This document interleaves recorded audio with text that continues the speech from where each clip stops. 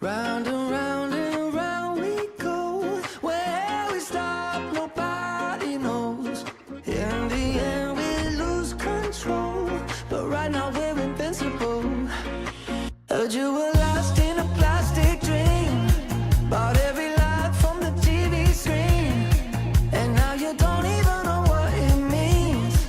They sold you lies, baby, oh no, no. The glitter don't shine like it did before. You never really find what you're searching for. In this life, are we something more? Or are we just a number? Round and round we go. Where we stop, nobody knows. In the end, we lose control. But right now, we're invincible. Invincible.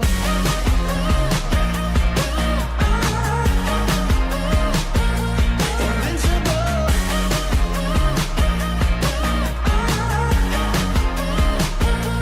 Invincible. Please tell me what's the motivation. I think it's twisting me out. Is there some higher revelation? Don't know what it's all about. The glitter don't shine like it did before. You never really find what you're searching for. In this life, are we something more? Or are we just a number? Round and round we go.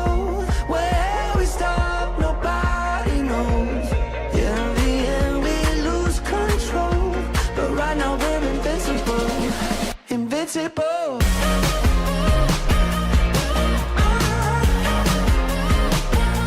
Invincible.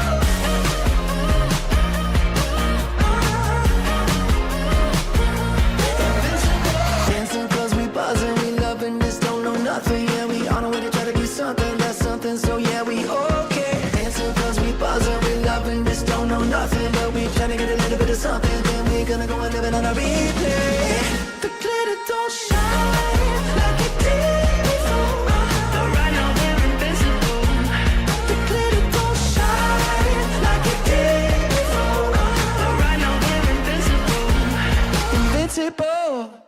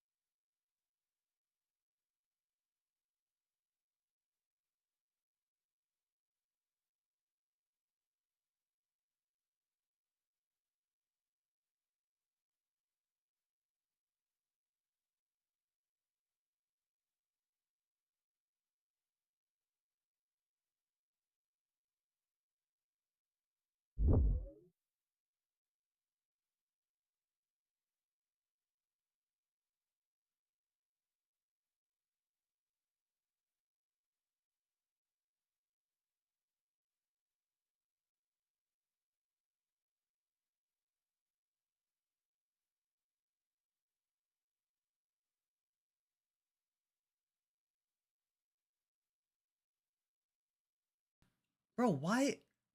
Whoa, why was I mudded? Why was I mudded? That doesn't even make any sense. Why was I mudded? That doesn't even... Okay, Listen, guys, listen. Welcome in, y'all. Welcome in. Guys, bro, I just went on a tangent for like 5 minutes. Okay. Bro, I just went on a tangent for like 5 minutes, bro. I swear to God, I didn't. Oh my God, man. Oh shoot. I got wait, hold on. Let me bring it back. Okay. Chat. Okay, so today we're gonna do some 2 hours of study, okay, boys? 2 hours. Shit. Oh shoot, the media share thing is at the wrong side.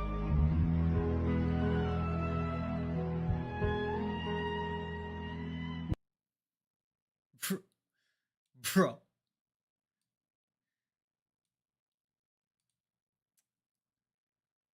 No one asked you to come live and he was muted. Okay, really, bro? Pre-recorded stream. Okay, then how do I read your message then? Bro,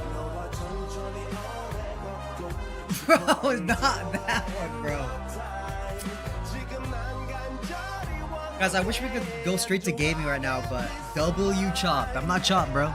Honestly, I've been feeling myself recently, man. I've been looking good, bro. Chop W. Guys, I'm not chopped, bro. I'm not chopped, man. I'm not chopped, bro. I'm the opposite of chopped, bro. What's the opposite of chopped? I'm a full piece. You looked super chopped in the new shorts. This? You think I look chopped here? No, we're rage baiting now because I look good here. No, you guys are you're trolling, bro, cuz I look good here. No, I look good here. I look good here.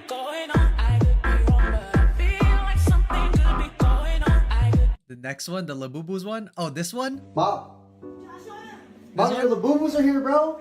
Yes. Okay, no, okay, this one I was chopped. But I only show my face in like half a second, though. Guys, it was a bad angle.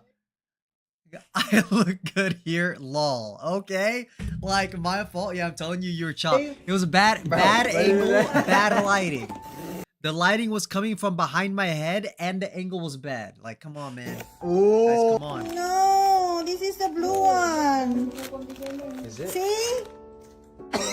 Yo, why does it look like that though?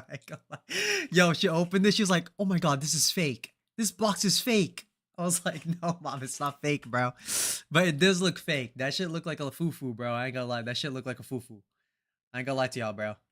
That's pure fufu right there. This is the happiness. Oh, so that's a happiness one? Oh, that's a good one, man. See, now that one looks... Labubu's in the big September 2025. What does that even mean, bro? Like, it's legit now, does it not? I looked chopped in this one. You get chopped each passing day. Oh, Guys.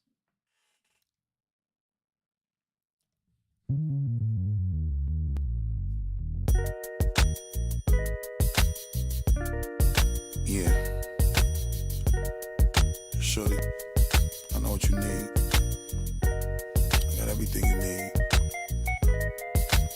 I promise I ain't gonna hold out, nigga. I'm gonna give it all to you, baby. Swear to God. Trust it. Baby, if you give it to Bro, I'm so sure you're trying to reach the way into the camera frame. That's not how it works. It's just zoomed in on a different spot, man. On his tippy toes. I'm sitting down, chat. I'm sitting down, bro. Are you gonna watch the CSM movie? When does it come out? Does it come out in October? Does it not come out in October?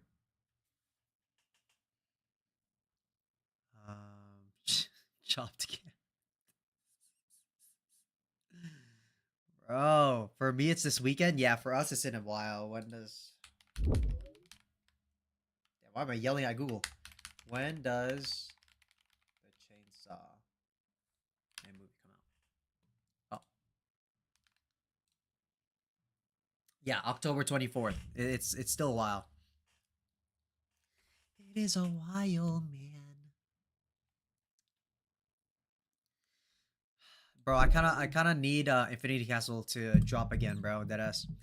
Alright, but anyways, how's everyone doing, bro? How's everyone's day, man? How's everyone's day? Is everyone chilling, bro? Guys, I got out of class. I got out of work like really late. I ain't gonna lie, chat. Like, I got out late. Sorry I'm late, man. Like, I was supposed to start studying at 8, But I had to come home. Obviously, I had to have a little bit of dinner because I was hungry, bro. Long shift, you know. And then, bro, it was that's why I'm here. That's why I'm a little late, man. So apologies, guys. Let's do 2 PMOs.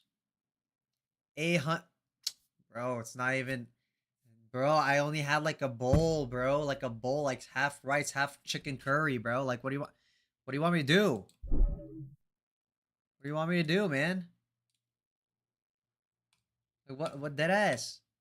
8,000 calories? No, bro.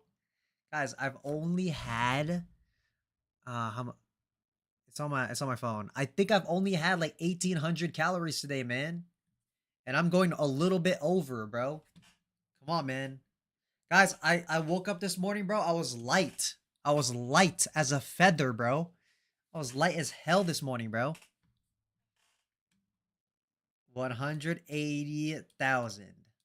Bro, no, bro. Oh, bro. Where's my stuff? Oh, okay. I don't know if I could use this light. I need to charge my. No, I could probably. No, I'll charge it later. All right. Chat, what'd you guys do today, man? What y'all do today, man? I'm curious, man. What y'all up to? Let me see. Yeah, perfect. All right, cool. Someone add chopped and big back and chopped the big back to the stream tags. We are not playing. Yes, we are. We are, bro. We are, bro. We are playing. We are playing that. Okay. You getting me? I'm actually kind of excited for it to drop, man. I'm actually kind of excited for it to drop. Oh, first, let me check something real quick. Let me tab this out. Let me turn that off real quick. I have to check my I need to check the place where I'm getting interviewed tomorrow. I need to double check. Ananta's better, dude. Dude, something about Ananta just looks. How do I say it? It looks very It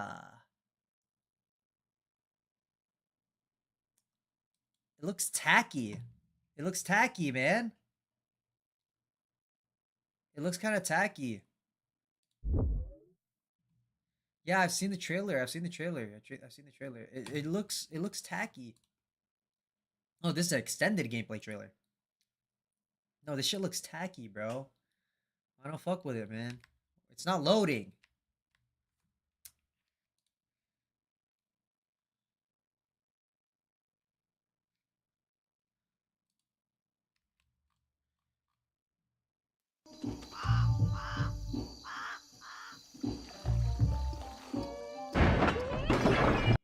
Okay. Oh, I mean, at least no, everything. Oh no, I take it back. Everything looked good. It's just I think the what was it called again? I do believe.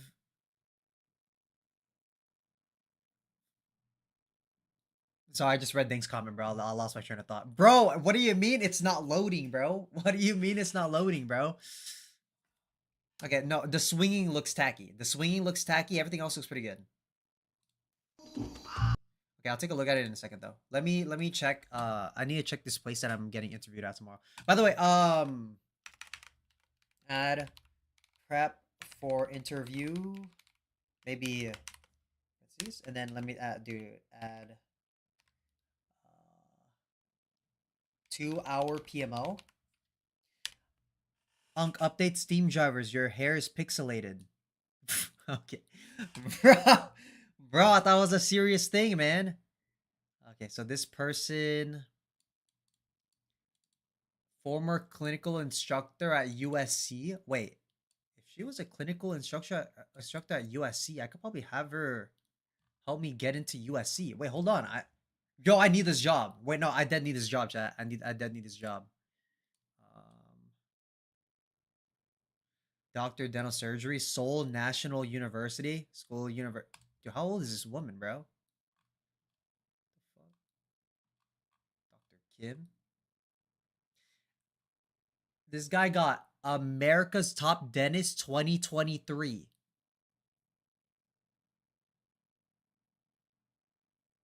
Wait, I need to lock in. Wait, hold on, chat. I need to lock in here. Hold on, hold on. Wait. I need to start the timer. Wait, I might get. Wait, I need to cook at this interview tomorrow, bro. He's been to USC. Oh my gosh. Oh my god, if I could get this guy to write me a letter of recommendation, this would be fucking insane. As you say, I don't get this job, dude. I need this guy to get me in, bro. He was at USC. No, I need to lock in. Holy, I know. I need this to work. I need this to work. Okay. Why? Okay. Let's see here. Let's see. Proven through rewards. I've never seen a place have this many rewards before. Best dental. Oh, I was about to leak where I'm at, bro. Oh no, the best dental office in OC in 2012. Holy. Oh wow. Oh wow.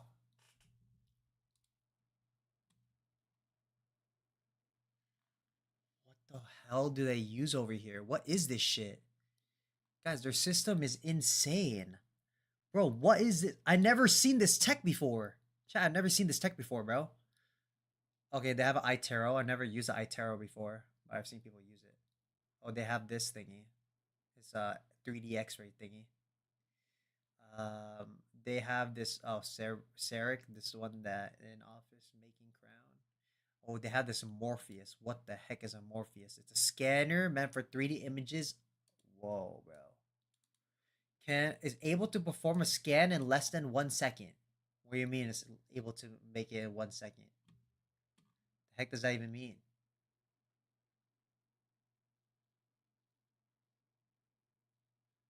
Hygiene. Teeth whitening.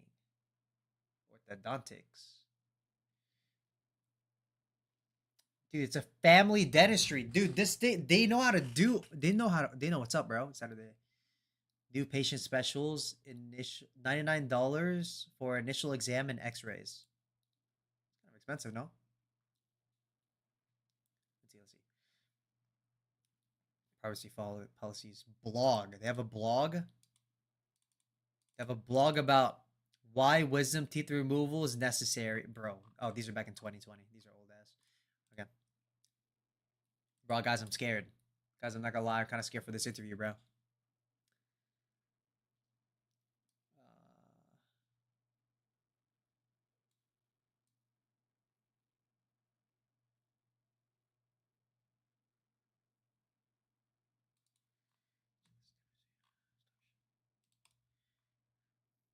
Yeah, hello? Chow, are you guys alive? You guys okay? What you guys been up to right now, man? What y'all doing, bro? Motherfucker? Motherfuckers? Okay, let me add. Let me do this one. Alright.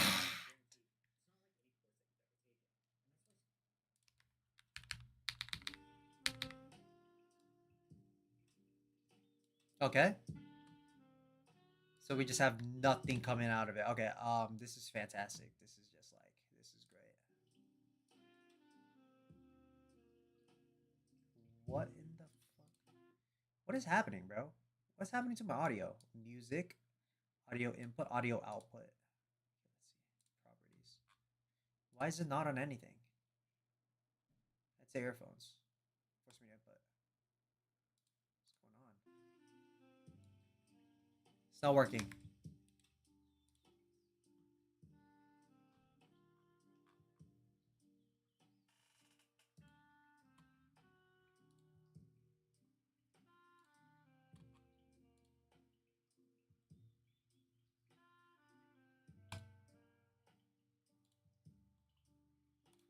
Yo. Gotta be up early tomorrow. For real? Oh, for real, dog? So, God, if another light is out near the. If another light is out? What do you mean, if another light is out, bruh? think this might be the reason why. Cable input.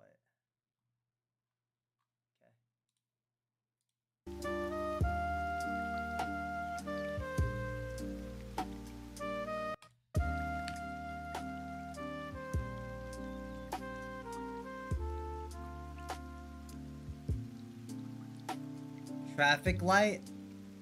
Oh.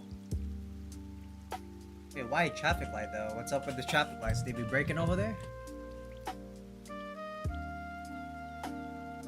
Dude, why does my shirt smell like? My shirt smell like that, bro? Let's wash this shirt.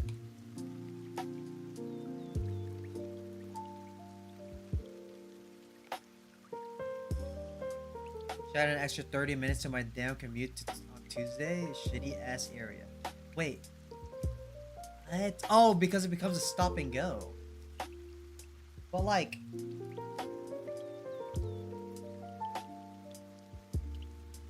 adding an extra 30 minutes because of that is crazy work, bro. You must have like some narrow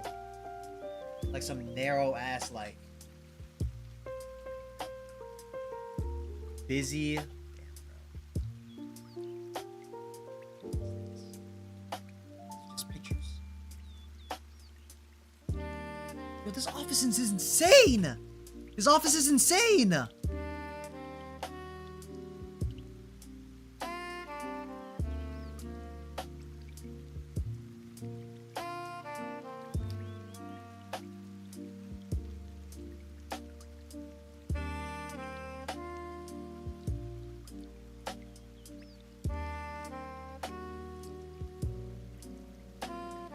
Wait, this place is cracked.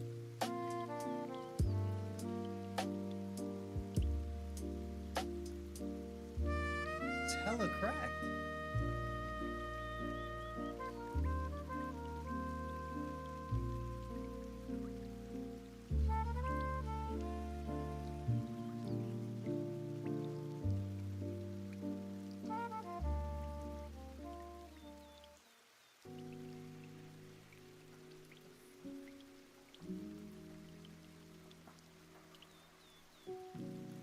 Yo, I'm kind of scared, bro. I'm kind of scared for this interview, bro. I'm gonna pull up to this building. It's gonna be some big ass facility, bro. I'm gonna walk in there. I'm gonna see these doctors. I'm gonna be too scared, bro. I'm gonna be like shaking, bro. Oh my god.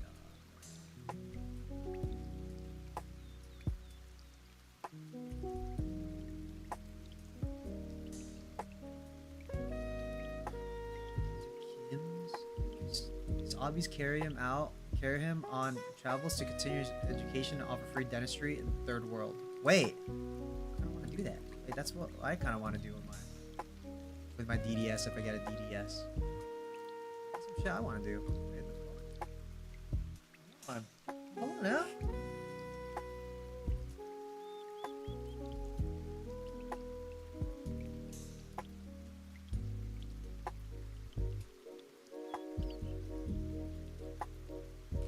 Hold on. Let me make some notes.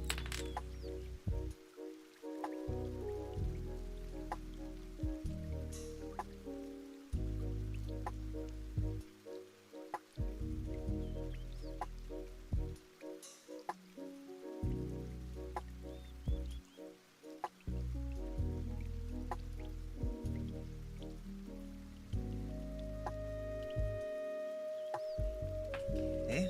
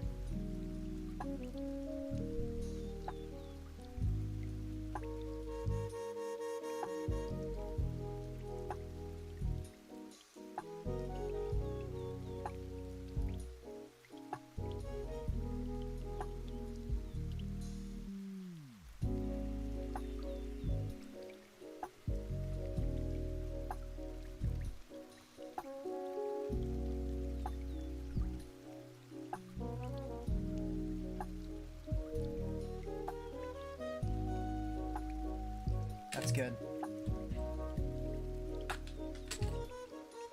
Not really much I could really say. I could like research about these people, bro. Awesome.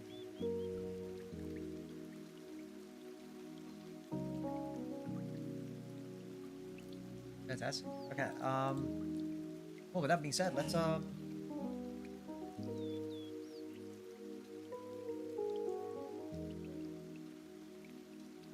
work done, bro. Start with a little warm up.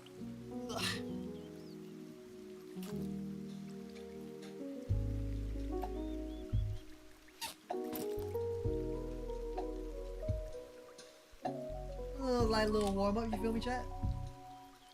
Go from there.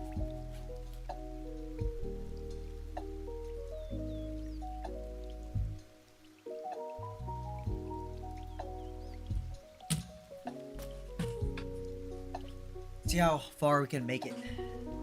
The PMOs. Hopefully we can make it like 1 maybe, perhaps? 2? Hopefully. 2 would be phenomenal.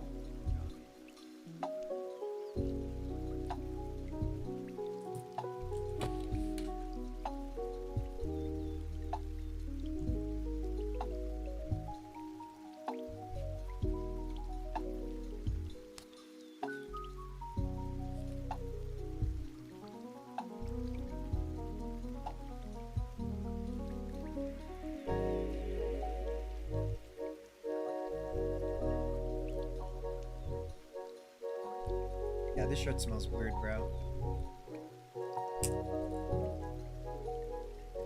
Shirts, bro.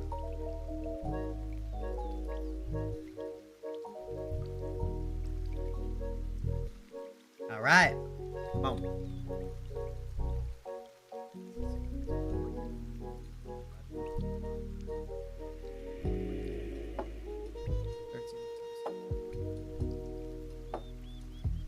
Work days, 8 hours, microseconds already.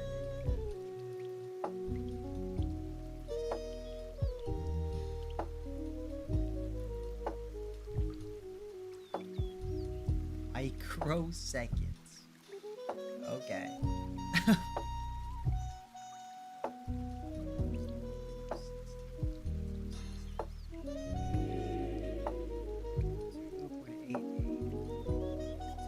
Ooh.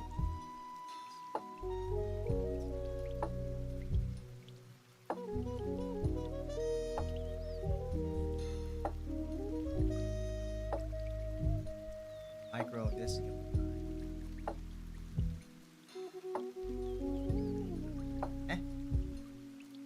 10. Depending on how you're using it, so in unit, and we have 8 times. Oh shoot, 6.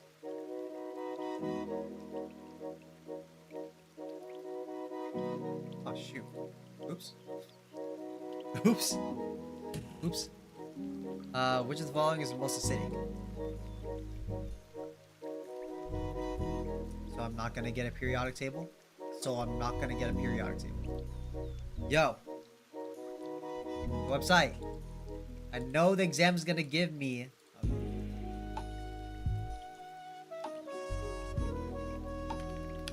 That's great. Sulfur, selenium, or electrolyte. For identifying the most acidic of this lineup, now the trend here is that as that atom is further to the right and down on the periodic table, acidity. Write it down for.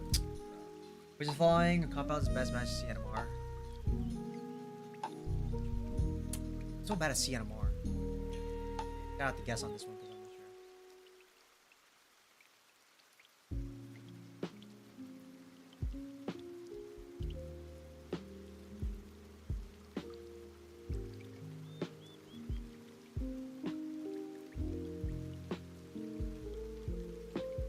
Esters, amides, carboxylic acids.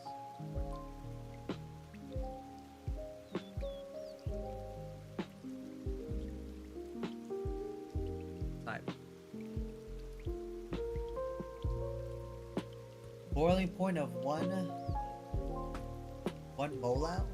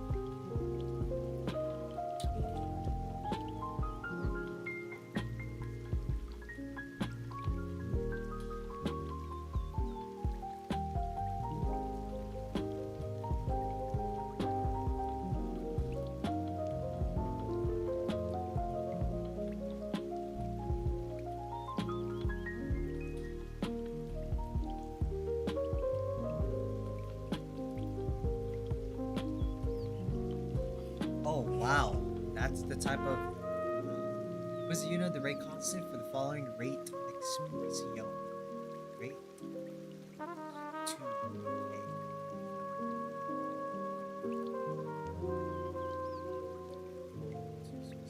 A, right?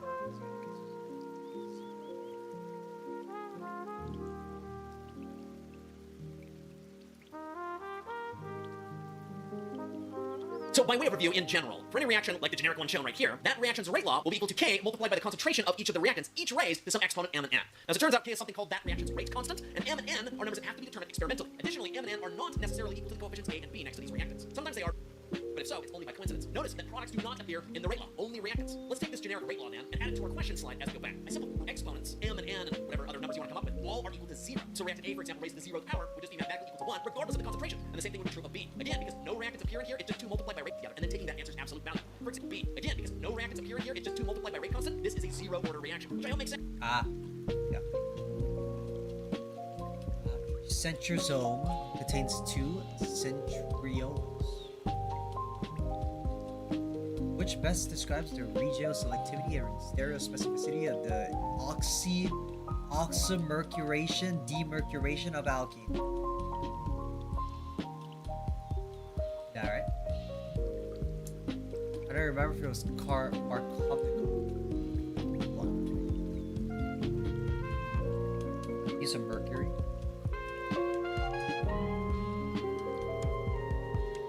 Is Markovnikov's? Yes. Okay, nice. It's a bit of a guess, though. Alkene right here and react with an H+ source followed by H2O. What occurs is the alkene swings in, grabs H+ from your H+ source, and then H+ will of course go to the alkene carbon that has more hydrogens affixed to it. In this particular case, both of these carbons have the same number of hydrogens fixed to them, so it doesn't matter which one I pick. Just for the sake of fun, I attach the hydrogen here to the bottom carbon, which means a carbonyl cation being formed at the other carbon up top. Then the H2O comes in, and then after subsequent deprotonation, you end up getting an OH at one of the former alkene carbons and an H at the other. Now this particular sequence right here, going through this route with H+ and H2O, and I'm only speculating here, might give you some potential scrambling at this stereocenter up here relative to the hydrogen and the methyl down here. What I mean by that is this: carbonyl cations are totally planar, so when the H2O comes in, I would suspect that in theory it could come in from either the top or the bottom face. Probably it would come in more from whichever direction this hydrogen is pointing, because a hydrogen, even though it's on a carbon next door, is smaller than the CH3. Thus, if this hydrogen, for instance, were pointing down, I would expect that the H2O would come in from the same face as the hydrogen, also pointing down. So I would suspect that the hydrogen here and the OH would end up either both pointing down or both pointing up. But there probably would be some scrambling of the stereocenter at that location in either event, because I doubt that would be extremely selective. Anyway, that's speculation on my part. Here's the important thing: oxymercuration, demercuration does the exact same thing. The difference, however, is that if you're in a scenario where the alkene carbonyl cation that's formed can undergo rearrangements, either hydride shift or methyl shift or ring expansions or contractions, oxymercuration, demercuration conditions will not do those. By contrast, addition of H+ H2O will do those. So you do get rearrangements in these conditions. You do not get rearrangements in these conditions. Additionally, potentially in contrast with the addition of H2O and the H here by these conditions up top, oxymercuration, demercuration adds the H2O and the H anti to each other. In other words, if this OH in my product were on the end of a wedge bond going three-dimensionally out of the plane of the board, the H down here would be on the end of a dashed bond going three-dimensionally into the board.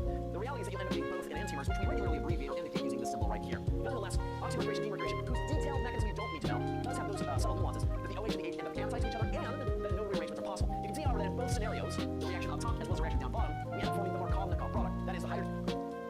OH and the H add anti to each other. No rearrangements. Third Markovnikov product. Ends up being bonded to the former alkene carbon that is bonded to more amples, where that is not the case. Both reaction scenarios would give us the Markovnikov product. With that said, let's take a look at our multiple choice options.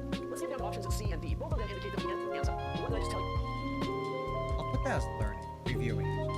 The pressure of an ideal gas initially occupies volume X and pressure Y at temperature.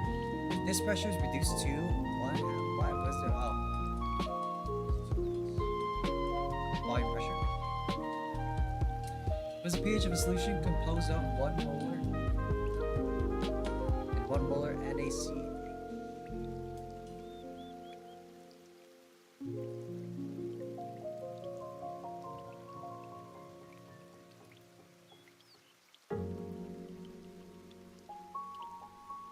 Supposed to be Na.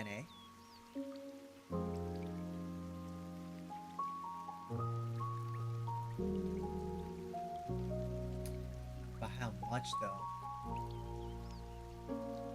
It's the same. What do you mean you say same?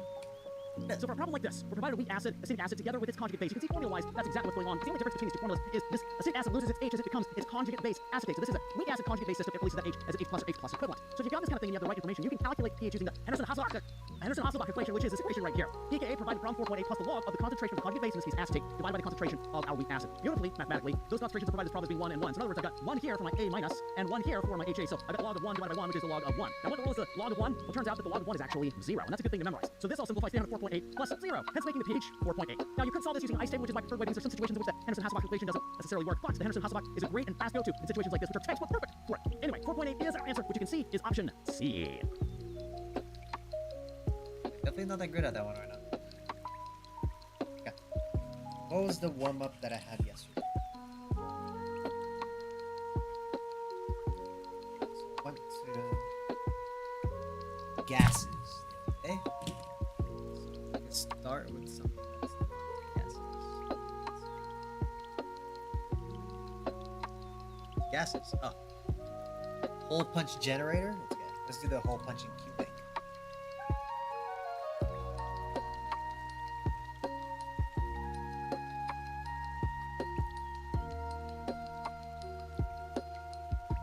Where was that folder?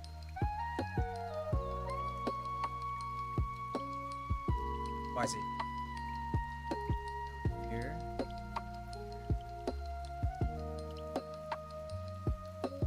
Wait, hold on.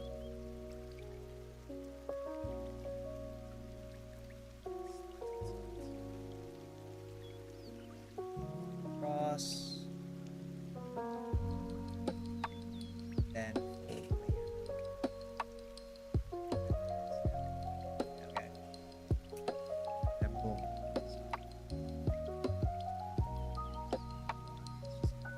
Up.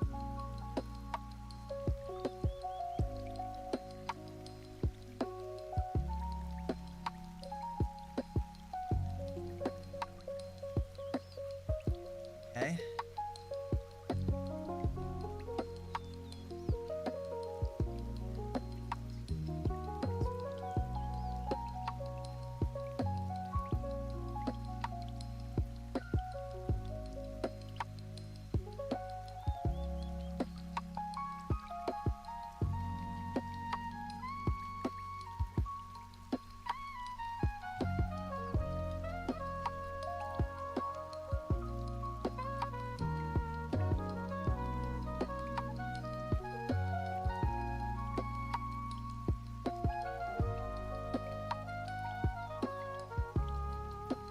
Kind of lost right now. See? Yeah. Okay.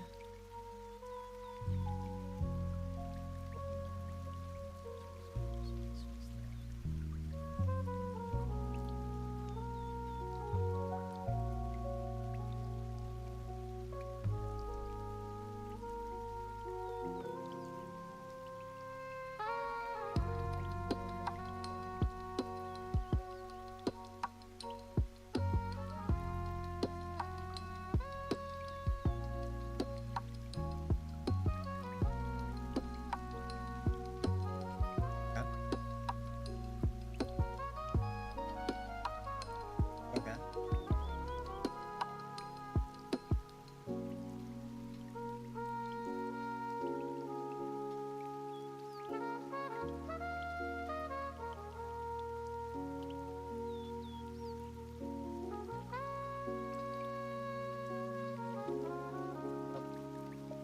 What is that? Cross. Cool.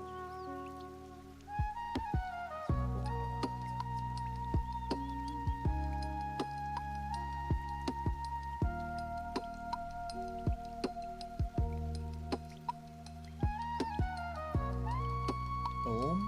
Then this one.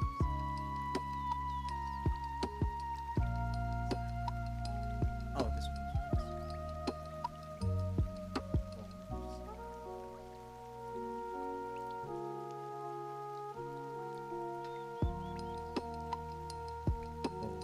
Then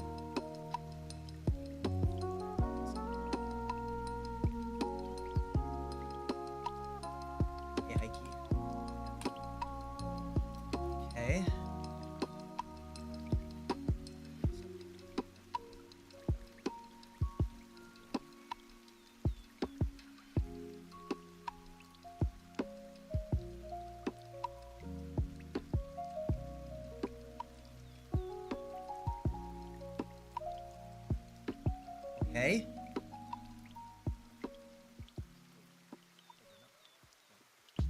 Oh, wait, hold on.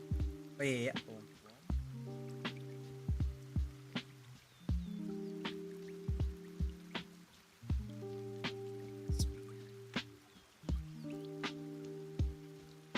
yeah, okay. The hole punching's getting better. And faster, too. What's next?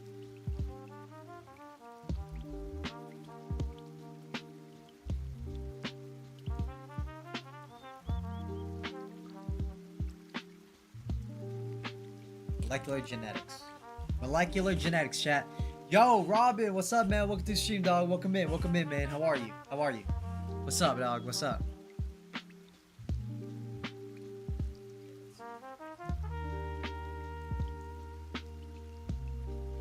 Just check on my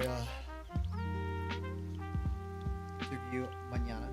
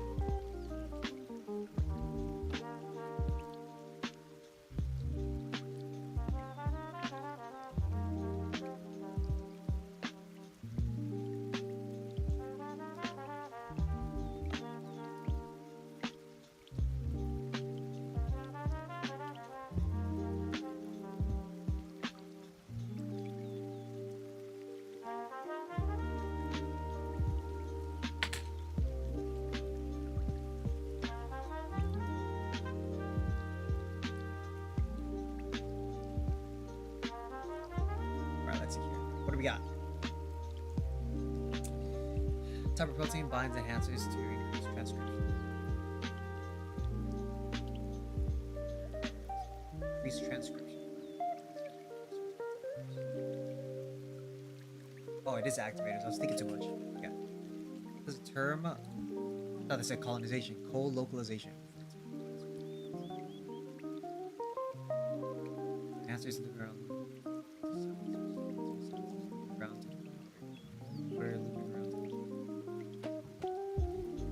What is often an element of eukaryotic terminator sequences? Terminator sequences. Which of the following functions as the spliceosome? Does the spliceosome perform? Removes introns. What is a coding region that is preserved during mRNA splicing? Oh, exons. Which of the following best describes the primary benefit of alternative splicing? Less production gene prevents eukaryotic post-translation. Prevents mutations from damaging the genetic code. Analysis for the production of multiple proteins from oh, that's right. Alternative slicing gives areas.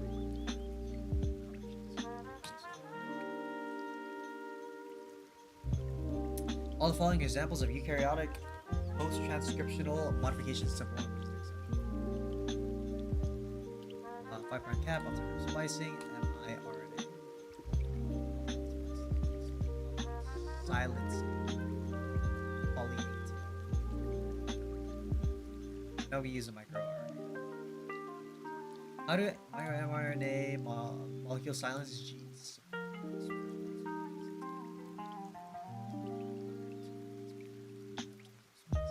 actually don't even remember what the microRNA is.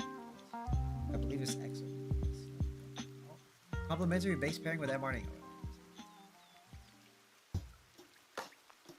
Oh, it chops off the end.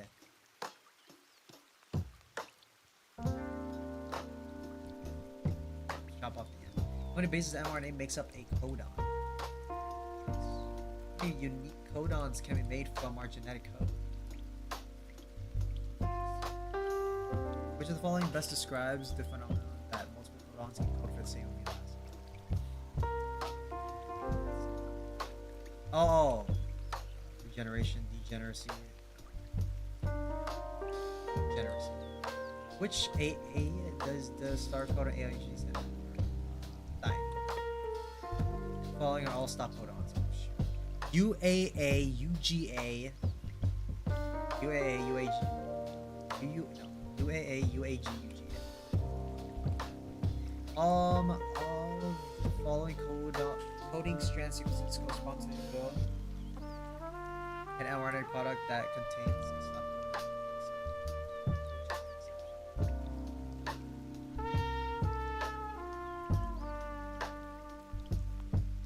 I'll stop codon. Okay.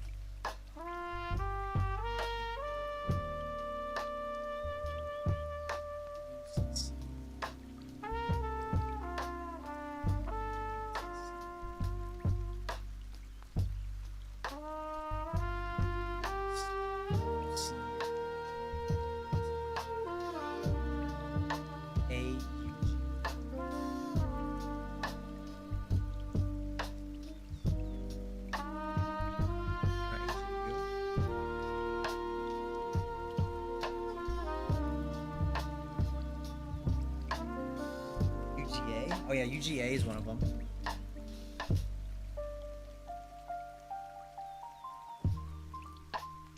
A C. Oh, I was right the first time? Shoot.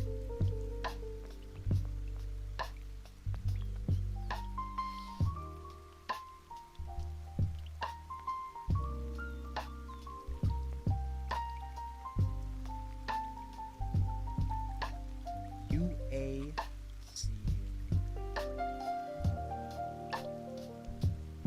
Wait, yeah, it's UAG. Oh, oops. Yeah, it is. Okay, I'm tripping, bro. Which is following are found on tRNA and base pair of mRNA.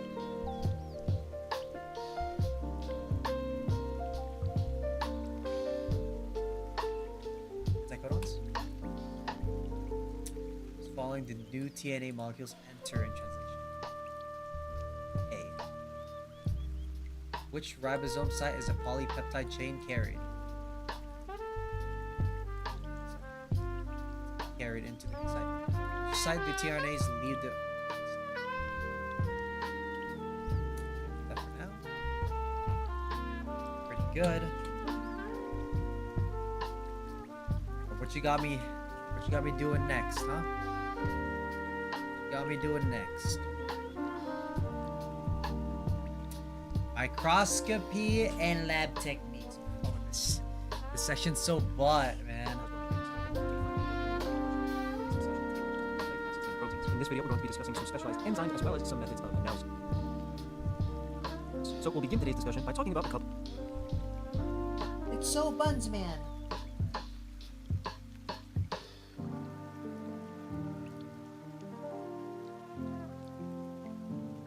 Oh shoot, it's downstairs. Hold on, chat.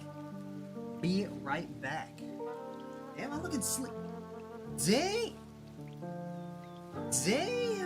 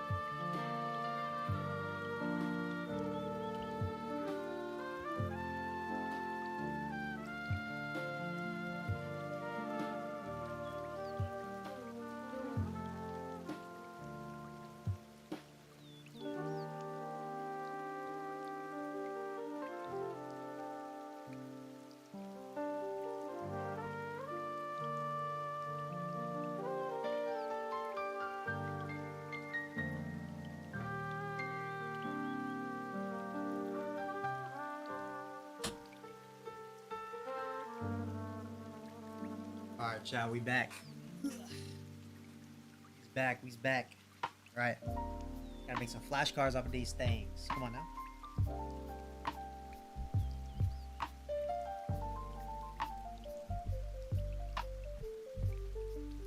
Gosh, I'm running out of flashcards.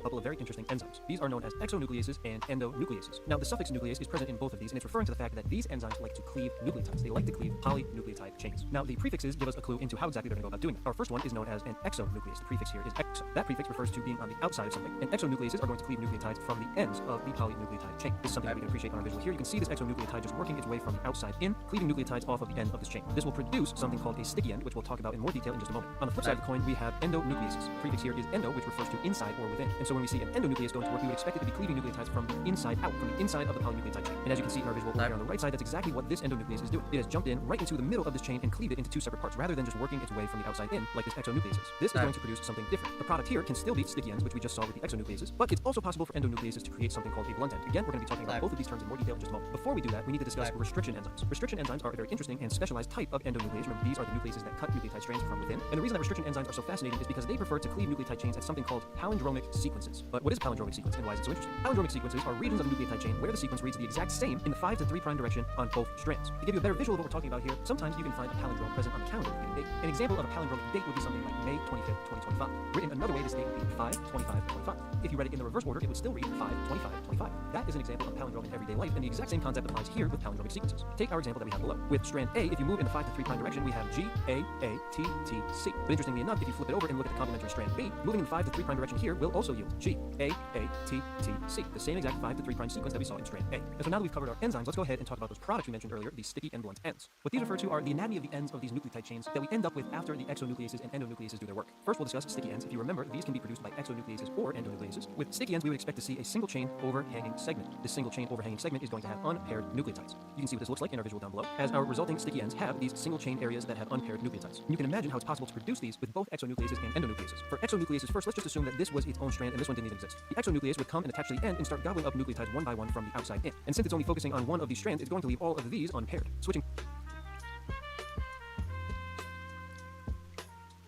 The exonuclease would come and attach to the end and start gobbling up nucleotides one by one from the outside in. And since it's only focusing on one of these strands, it's going to leave all of these unpaired. Switching to the endonuclease example, let's imagine all of this was originally one connected chain. The endonuclease would come from the inside out. It would swiggle its way right in here and break this one chain into two. And in this case, it did so in such a fashion that these nucleotides that used to be paired to these ones have been separated, and now both sides of the newly separated chain have unpaired nucleotides. The other option, of course, then is blunt ends. And with blunt ends, we are going to see our newly produced nucleotide chain end made without any unpaired nucleotides. And as we mentioned before, this only makes sense when we're using endonucleases. Because if this was all to be considered one original chain split into two, the only logical explanation for it to have these nice clean breaks is for an endonuclease to come right in between and break the chain at this point. The sectioning of different DNA fragments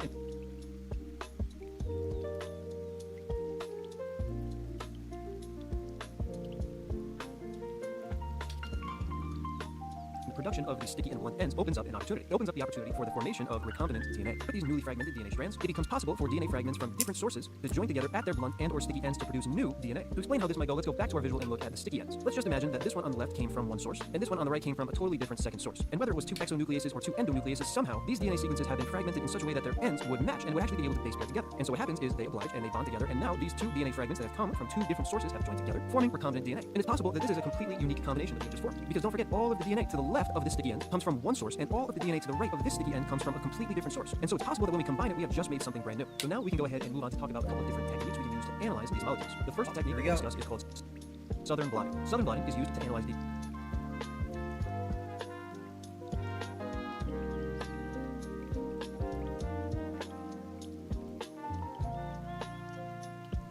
Blotting.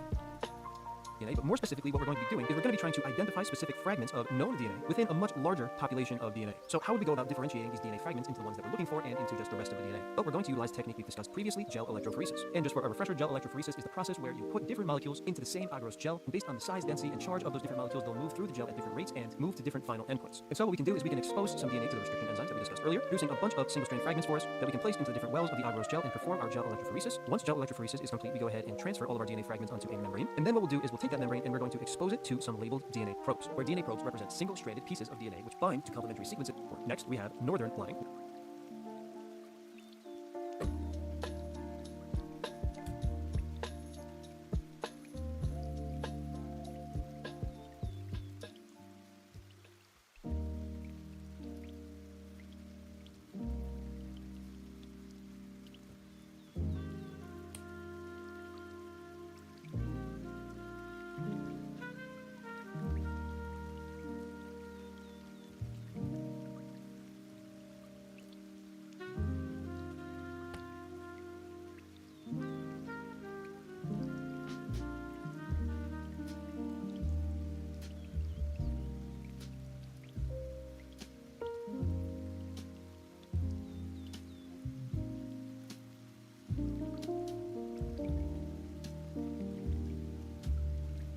into our agarose gel wells. We will perform gel electrophoresis like usual. Once again, in a similar fashion to what we saw with southern blotting, we're going to transfer all of our RNA fragments onto a membrane. And in a similar fashion again, once all of our RNA is transferred to the membrane, those fragments of RNA that connected to our labeled probe, revealing to us our RNA of interest. Western blotting is the last of the blotting techniques, and it is interested in target proteins rather than DNA or RNA. In contradiction to the southern and northern blot, the Western blot is going to utilize a different mechanism called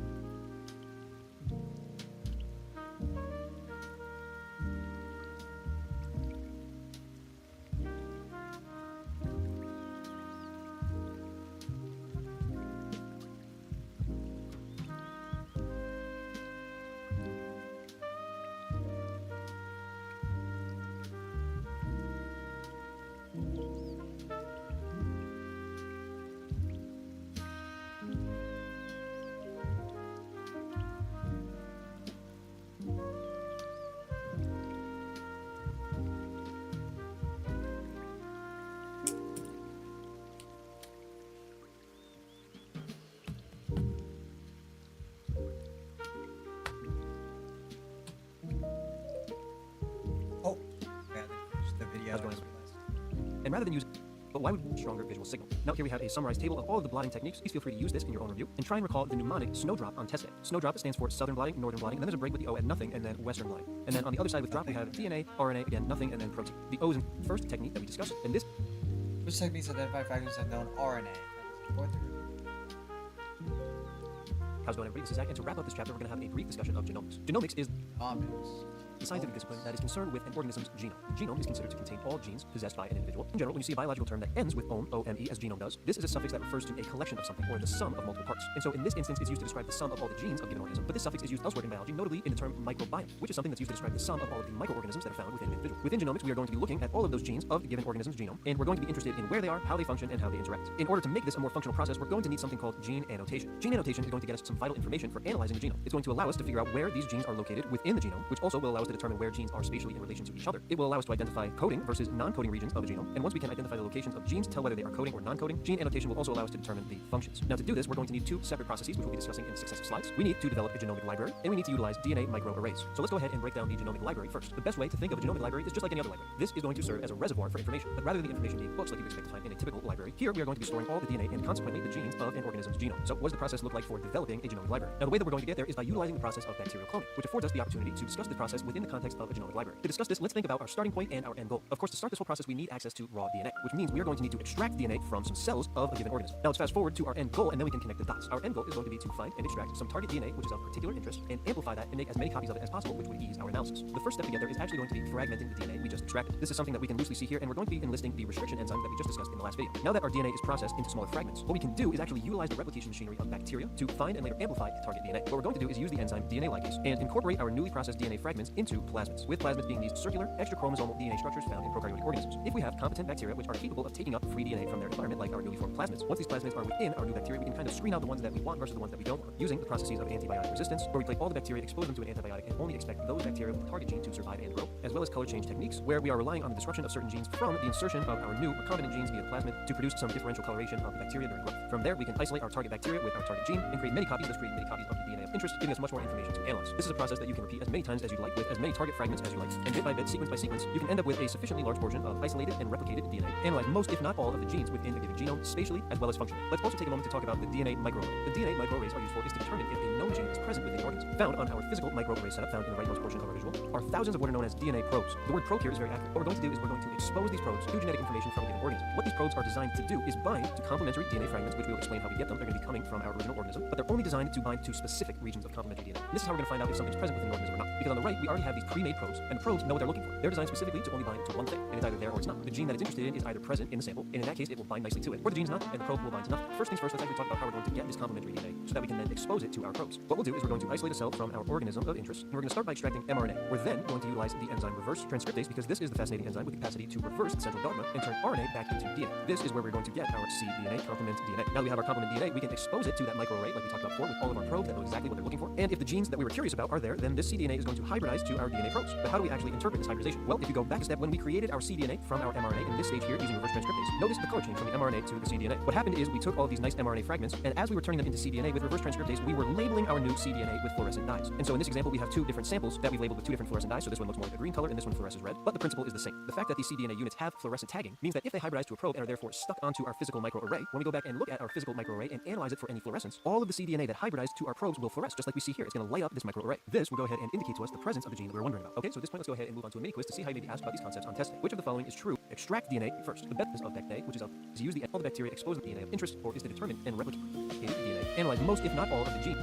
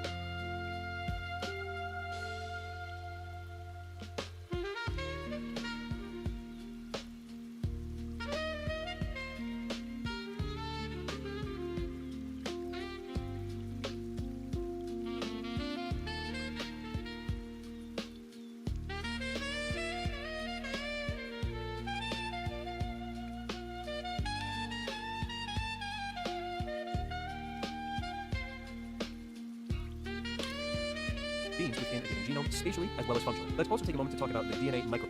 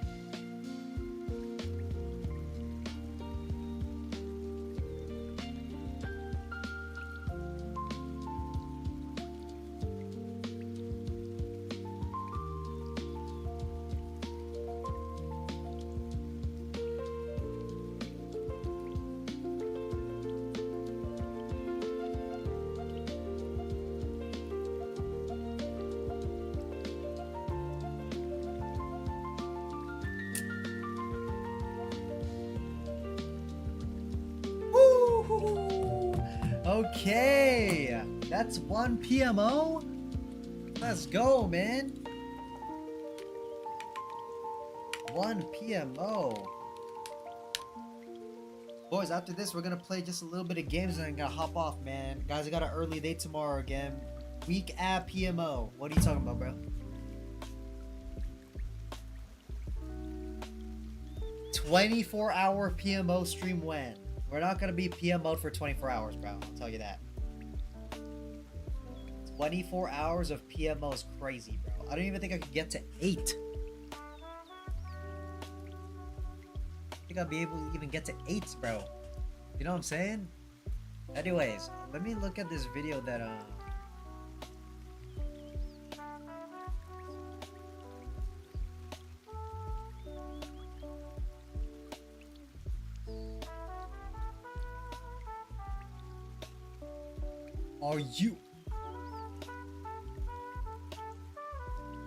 Are you? If I do this and then I go to browsers and then I go back, it still goes. It's fire. Alright, well, I mean, let me put a 10-minute timer on my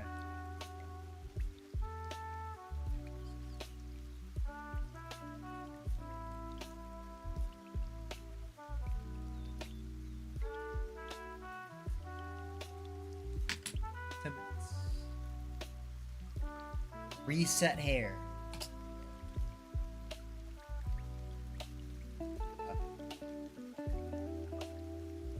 Oh, I got my first legit 3-star power yesterday, bro. Let's go, man. Was a 3-star power on oh no, not 3-star. I got my I got my first 3-star. Oh, I just realized it's not even a 9-star power, it's an 8-star power. Undeserved. Oh, what are you talking about, bro? What are you talking about, bro? Bro, it's only an 8-star power though. I still need to like run it back. I still need to run it back. Eventually, I still need to keep it going to get that 9-star now. But I still don't have one after all this. The run was actually good. I'll show you later though, if you're still gonna be here by then. But I can show you. At least you have the ability to make one now. Yeah, that's true. That's true. That's true. I gotta keep on running Taiki shuttle runs until I could get a 3-star stamina. So it's gonna be bad. I have ability to make one now without borrows. I don't, because I don't have a power. I still need 1 borrow. I still need 1 borrow.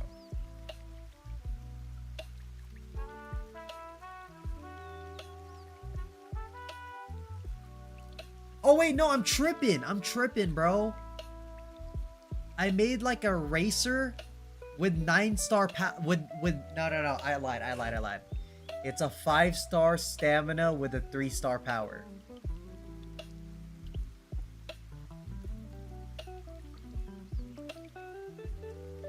I forgot I was making a racer, but I got 3-star power though.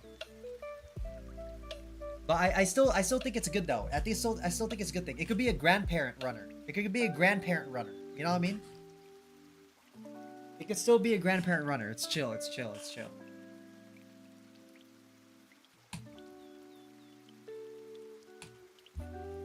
What is this? What is this Ananta businessman? All you need is a 2nd and 3-star power to make 9-star power. That's true. I got one of my steps out of the way, bro. Slowly but surely. Okay, what is this, bro?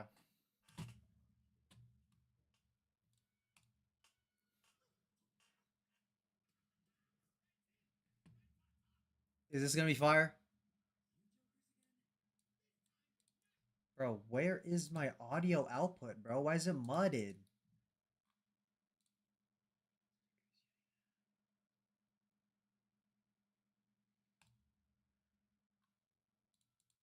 Getting away! Jokers again?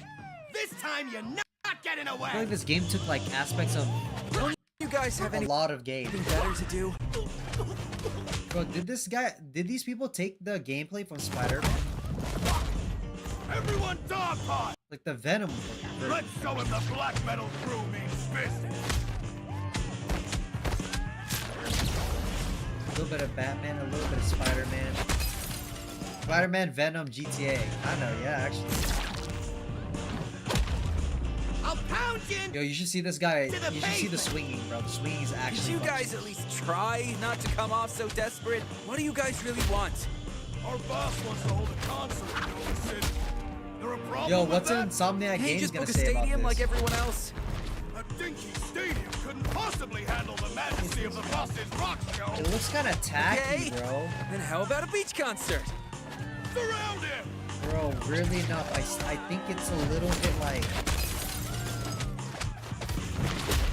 Don't just stand there! they focus on Wolverine right now. Oh yeah, I know. I forgot about that. Yeah, I'm excited, man. Is that the one where they showed Wolverine jumping and like climbing scaling a building, but it looked kind of scuffed? But like, you know, it's like really new. It's like really new. It's like a really new thing.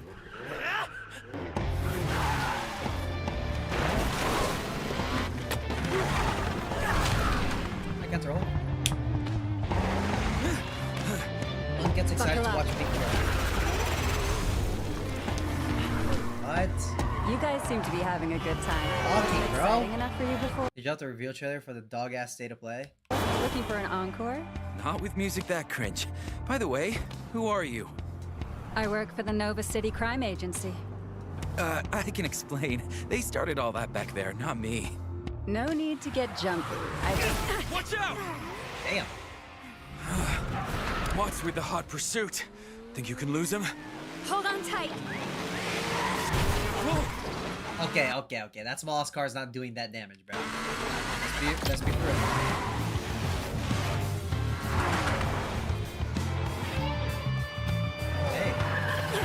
Hey.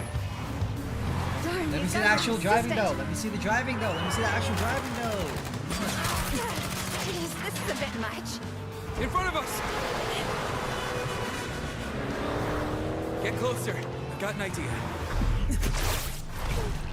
What kind of Spider-Man shit is this? Mind if I borrow this? Whoa, what was that you just did? Careful! Right on target.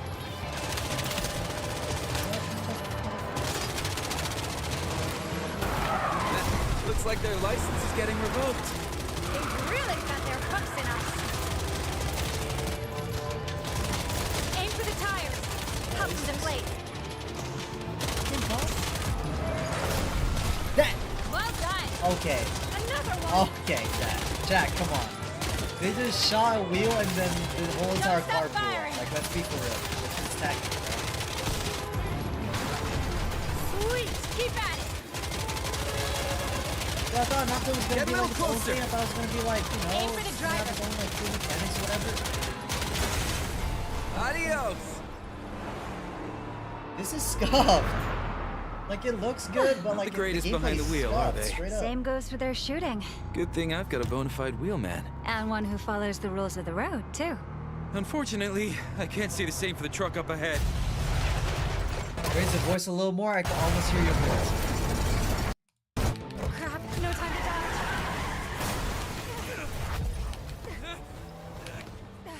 Hang on tight! At least TS isn't a gotcha, TBH. At least they haven't said anything.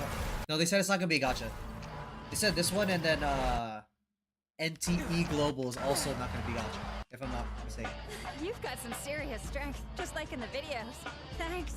Don't mention it. Hold on. Where did all these bikers come from? Alright, where to now? How's the driving? How cool build site. Should be pretty empty over there. Wait, the driving's actually pretty good. Looks pretty responsive, though. That guy just died. He just killed that guy. Pretty empty over there. But that guy didn't even touch him. I mean, I guess he kind of rear-ended him. Dude, that dude just died, though. Let me outrun him or send him back. See what I can do. Look at the- Watch out. They're flanking us on the left. Let's kill that guy, bro. Tracking down It really is Batman. They're killing people. up ahead. I mean, the driving actually looks pretty good, though. I ain't gonna lie. The driving looks good. I thought Nova City was supposed to be safe. Usually is. Criminals apparently. Oh my god, kill that civilian. Oh. Darn, we've got company here, too. Full steam ahead. Hit the gas. Oh, you can drift a little bit? Okay, hold on. The drifting's okay. Sorry! Coming through! Up ahead. Every reaction ever. Hope the city doesn't find me. These guys just like fall down like one tap. Or Ooh! an obstacle course. That kind of looks fire though. I ain't gonna lie. I know This, how to get us out of I, here. Alright. no, this looks fire though. This is a nice view. Wait, hold on. Hold I kinda like this. steady. That's All it. set. It's in Japan, Japan. I Coming just at realized. us. Because we're going the wrong way. Brace yourself. Wait, when the fuck did they switch drivers? Hold steady. All set. Oh. Why is there a train coming at us? Unk excited for graphics. Clueless. I don't know. I can't take this shit seriously when every bike spontaneously combusts with a single touch. Yeah, no, that's insane. I don't know how I feel about that. They're just like popping like balloons, man. Like I don't know. It's not legitness. PC football. Oh, It's never ending. oh yeah, At you're this right. rate, half the city's gonna get wrecked. God. They're coming out of the woodwork. I see him. I feel like they should have tried to make the game more cyberpunk than Don't stop firing. what's it called? Yo, what is that dying animation? Do you guys see that? They just belly flop in the air. Do you see this? Don't stop firing. Look out! Left side! Sharp turn. Hold That- on tight. You saw that, right? The little belly flop, bro? Okay, I gotta change my shirt, bro. For some reason, I watched this video. Stand still. Hard to hear costs an arm and a leg, you know.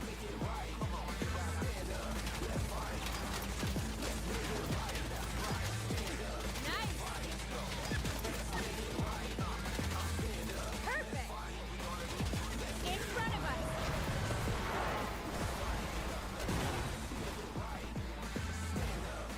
Looks like we got more goons waiting for us.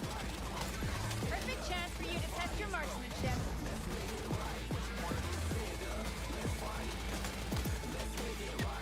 Let's take him out for good. What is that? Dude, why do they jump out of the car when they die like that, though? I don't understand. I don't understand. Oh my god. Oh my god, bro. What is this? Finally, some peace and quiet. Hope those cars are insured. You've got some skills. Ever thought about joining the NCCA? Is the ACD shutting down big news? Shutting down, I thought.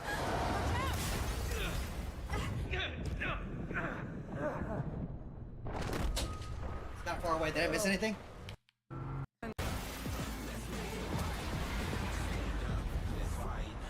Finally, some peace and quiet. Hope those Yeah, cars this shit are look insured. goofy, bro. You've got. Bro, I thought this game was gonna be more real shit, Ever bro. thought about joining the NCCA? Is the ACD shutting down big news? Shutting down, I thought. Dang.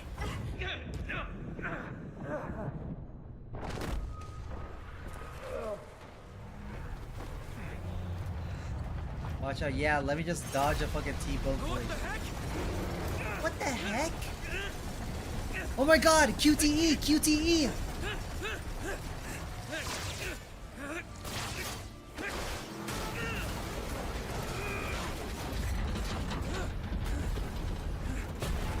Hit and run? Not on my watch.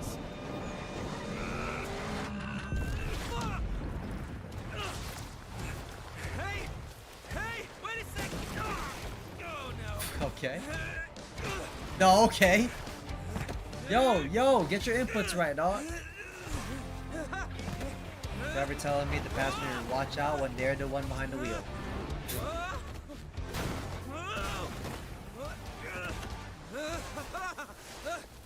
I mean, it looks okay. I feel like the game looks okay, but I feel like the fact that it's an anime-looking game and it's not gacha, kind of, I don't know. Gonna need to borrow this.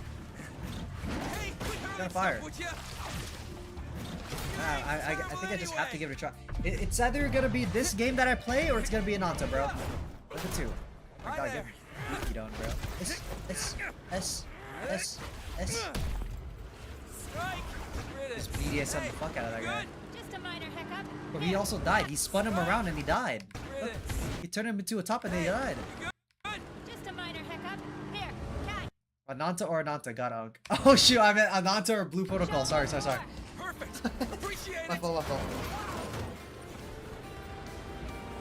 Knock, knock! Here's a little gift from the fans. Yo, he just murdered that guy. Yo, he just murdered the fuck. Yo, he just murdered the fuck out of that guy, bro. Oh shit. That guy is dead for reals, bro. Him and Optimus Prime That over there, gift bro. was a Yes, real color. banger.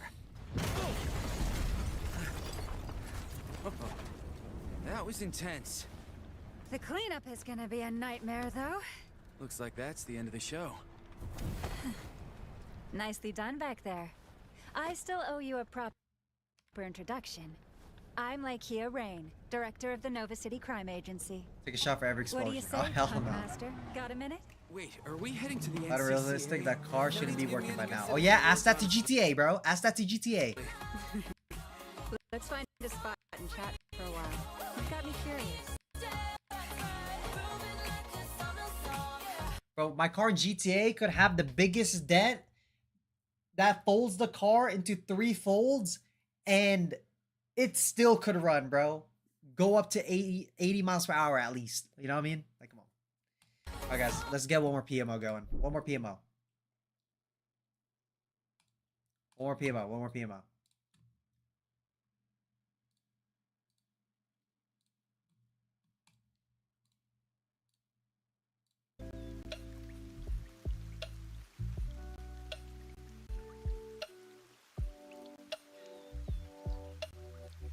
Car in GTA could survive 295 collisions and still work just fine. See what I mean? Come on. Come on. Genetic library DNA fragments are preserved by being inserted into which it's plasmids. Complete review. W.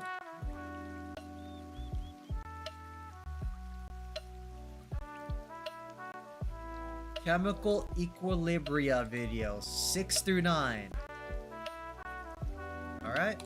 Welcome to this chemical equilibrium video in which I don't want to learn about equilibrium. My god. God.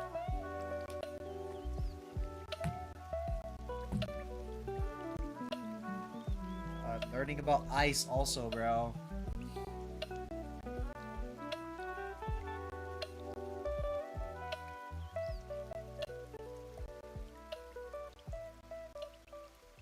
The ice strat.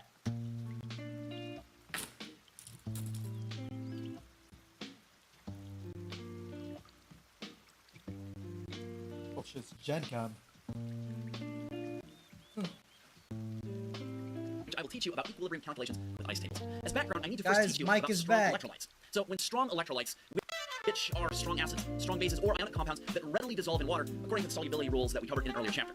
So when these strong electrolytes dissolve, the reaction arrows are more or less one way. For example, I've got HCl, it's a strong acid. It goes pretty much 100% to H plus and Cl minus in aqueous solution. An analogous thing can be said of KOH, a strong base, and calcium nitrate, a strong electrolyte. Once again, it's an ionic compound that is highly soluble in water according to the solubility rules we covered in the past. You can see then, for all the strong electrolytes, as well as all strong electrolytes, the reaction arrows, that is, these arrows of them dissolving in solution, are pretty much one way. In other words, strong electrolytes do not form equilibrium reactions with the two-way arrows.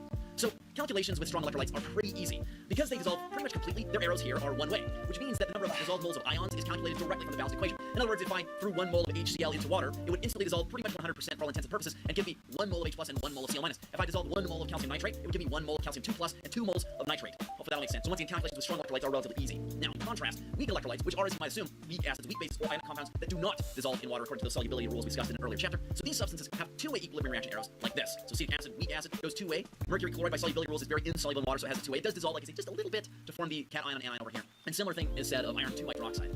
So when I told you in the past that these substances down here are insoluble in water, I was kind of lying. What I mean is that they're only minimally soluble in water. The same is also true of weak acids like acetic acid, which means that once these guys go into aqueous solution, they dissolve a little bit to form these ions over here on the right, but they predominate in large measure as these guys on the left. In other words, these substances on the left are heavily favored. Oh my god, I forgot to start the timer.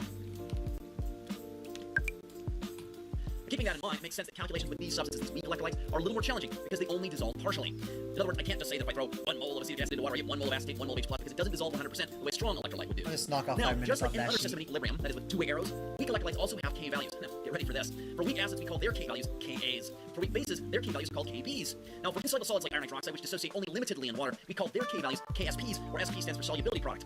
Now, water also gets its own K value, which we call Kw. So all these different K values are added to our list that includes Kc and Kp from earlier videos as well. So for all these different K values, however, the way you set up the K expression is pretty much the same as always. In other words, for any generic reaction at equilibrium like this one, the equilibrium rate constant, which I'm going to call K whatever, this can be K, A, B, C, D, E, F, G, yabba dabba doo, whatever it is going to be equal to the products raised to powers that correspond to their coefficients in the balanced equation divided by the analogous term for reactants, which is really once again proportional to a number that has products in the numerator divided by a number that has reactants in the denominator. Pretty important stuff. So once again, then, calculations with weak electrolytes are a little less straightforward because they do not dissolve completely. So for such calculations, we use a tool called ice tables. Now, when I'm talking about ice tables, the term ice here stands for initial, change, and equilibrium. And to be quite honest, the best way to teach these to you.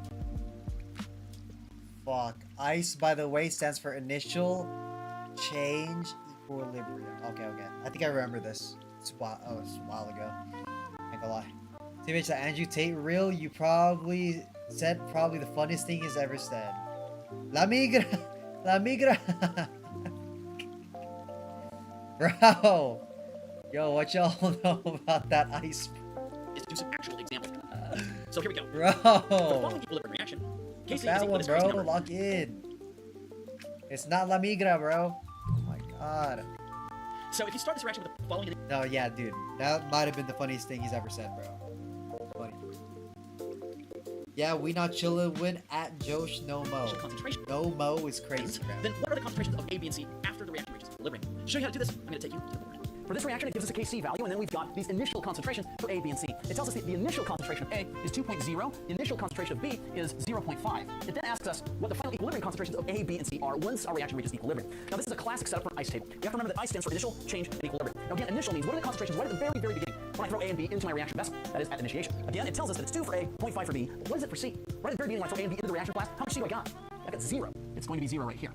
Now, presumably A and B, once they start interacting with each other, they're going to go back and forth to C, and then backwards and backwards and backwards, and eventually they're going to reach equilibrium. Now, obviously, because we start with 0 C, and we're eventually going to produce some amount of C, I don't know what that amount is yet, by the way, it should make sense that the amounts of A and B are going to decrease. By how much? I don't know. But I'm going to call that amount X. So I'm going to lose some amount of A that I'm going to call X. So for my change row, I write minus X. Now, conveniently, there's a 1-to-1 ratio between A and B. You can see that because there's an implied 1 and 1 coefficient in front of them. That's if I lose X moles of A, I will also lose the same number of moles of B. Got it? Now, how much C am I going to get? Well, also conveniently, there's a 1-to-1 ratio between those three, so it's in the balanced equation. Thus, I'm going to get X moles of C forming. So I'll go ahead and write down plus X right there. Yes. I hope that all makes sense. Now, how do we get the equilibrium row? Well, that one's not too bad. All we do is add rows 1 and 2. So the final equilibrium amount of A is going to be 2 minus X, and of B will be 0.5 minus X. Of C is going to be 0 plus X, which just comes mathematically to X. Now let's deal with our Kc expression. Kc expression is going to be equal to the equilibrium concentration of C, our product. If we have more products, they would go up here multiplied by each other, divided by that of our reactants. Also, if you have coefficients in front of these, they become exponents down here in this equation. However, because there's an implied coefficient of 1 next to each of these, there's an implied exponent of 1 down here. And mathematically, that doesn't make a difference, so I can just leave the ones off. It also tells me separately that the Kc value actually equals 2.0 times 10 to the negative 3. So how in the world do I solve for the equilibrium amounts of A, B, and C? In other words, how do I determine what the actual number is that goes in each of these boxes right here? Well, all I have to do is take these expressions, 2 minus X, Plug them in, insert solve the for respective X. equations down here, and then solve for X. Once I know what X is, I just put it back up into these boxes, and I have the amounts for A, B, and C. Make sense? So let's go ahead and take each of these terms and insert it into where it belongs for C, A, or B, respectively. If I got a 2 minus X small, same thing can be said over here. Now, you cannot do that all. When in the world am I able to is right here? I just look at the 10 exponent term over here. I've got 10 to the negative 3. If it's 10 to the negative 3 or smaller, I can just disregard the X's in these sets of parentheses. If it's larger than that, then I cannot, because if it's larger than that, it actually will make a numerically significant difference if I throw it out versus including. Does that make sense, okay? So looking at our Kc value here, you can see that it's a 10 to the negative 3, 10 to the negative 3, which tells me that I can disregard X. So I'll just wipe away the X's, pretend they're not even there, and simplify my expression. Now we just use some algebra. You can see that 2 times 0.5 is actually equal to 1, and X divided by 1 is just equal to X. Thus, X at the end ends up being equal to the Kc value of 2 times 10 to the negative 3. Now the question didn't ask us what X is, it asks us what are the final amounts of A, B, and C. So what I have to do now that I figure out what X is insert it up here into these locations to identify the final equilibrium amounts of A, B, and C. Now rounding-wise, if you take 2 and subtract from it this tiny number, 2.0 times 10 to the negative 3, that's really small. Rounding-wise, it's not going to make a difference. So the final equilibrium concentration of A is going to be equal to 2 as far as rounding is concerned. I mean, it's going to be a little bit less than 2, it's going to be so close that rounding-wise it just does 0.2. Same thing also holds true over here. 0.5 minus this super small number is going to be rounding-wise just equal to 0.5. But this value over here, well, that value is equal to this. Thus, the amount of C that we have after we reach equilibrium is equal to that value. So these are the final amounts of A, B, and C once our reaction reaches equilibrium, which is the answer to this question. Once our reaction reaches equilibrium. Wait, so I don't get it. This 0.5, it's going to be so close that rounding-wise just goes over here, I've got 10 to the negative 3. If it's 10 to the negative 3 or smaller, I can just disregard the X's in these sets of parentheses. If it's larger than that, then I cannot, because if it's larger than that, it actually will make a numerically significant difference if I throw it out versus including. Does that make sense, okay? So looking at our Kc value here, you can see that it's a 10 to the negative 3, 10 to the negative 3, which tells me that I can disregard X. So I'll just wipe away the X's, pretend they're not even there, and simplify my expression. Now we just use some algebra. You can see that 2 times 0.5 is actually equal to 1, and X divided by 1 is just equal to X. Thus, X at the end ends up being equal to the Kc value of 2 times 10 to the negative 3. Now the question didn't ask us what X is, it asks us what are the final amounts of A, B, and C. So what I have to do now that I figure out what X is insert it up here into these locations to identify the final equilibrium amounts of A, B, and C. Now rounding-wise, if you take 2 and subtract from it this tiny number, 2.0 times 10 to the negative 3, that's really small. Rounding-wise, it's not going to make a difference. So finally, Well, let's find out. for this equilibrium reaction, Kc is equal to this number over here. Once again, if you start this reaction with these initial concentrations, 1, you start with okay, you start with the La Migra table with 1, 1, 0, minus X plus X. then what will be the final concentrations of A, B, and C once this reaction reaches equilibrium? You're welcome to pause and try this on your own first. I'll now show you how to do it on the board. This equation gives us Disregard if it's less than 10. Yeah. the Kc value for this equilibrium reaction. Yeah. X equals that. This is gonna be that. The other one's gonna be minus that. And then it provides a Off for that. ratio of 10 to the minus 4 is Whoa. actually 10 to the... What? If it's larger than that, then we cannot. Makes this problem algebraically much easier to solve. squared. You might wonder though, when are we allowed to disregard the X? The answer is, we can throw out the X or disregard it if the Kc value is less than or equal to a magnitude of 10 to the negative 3. And we basically ignore this number right here. We just look at the 10 and its exponent up here. If it's 10 to the negative 3 or smaller, then we can throw out the X when we're simplifying the setup. If it's larger than that, then we cannot. Hope that makes sense. You can see in this example we have a 10 to the negative 4. That is much smaller in magnitude than 10 to the negative 3. Thus, I am allowed to throw out these X's. So I'm going to go ahead and just erase them and pretend that they aren't even there. You can see then that this is 2x, entire term squared, divided by 1 times 1. So this entire thing simplifies to 2x squared being equal to that. Makes sense? Oh, All we have to do now is yeah, square okay. this, which gives us that, and then solve for x. To solve for x algebraically, I have to begin by dividing both sides by 4. I end up getting x squared being equal to 1.25 times 10 to the negative 4. To solve for x further, I'll just take the square root of both sides. Square root of x squared is just x. And in order to figure out this thing, you can actually parse or separate these out. Square root of 10 to the minus 4, and write that down, and square root of 1.25. The square root of 10 to the minus 4 is actually 10 to the minus 2.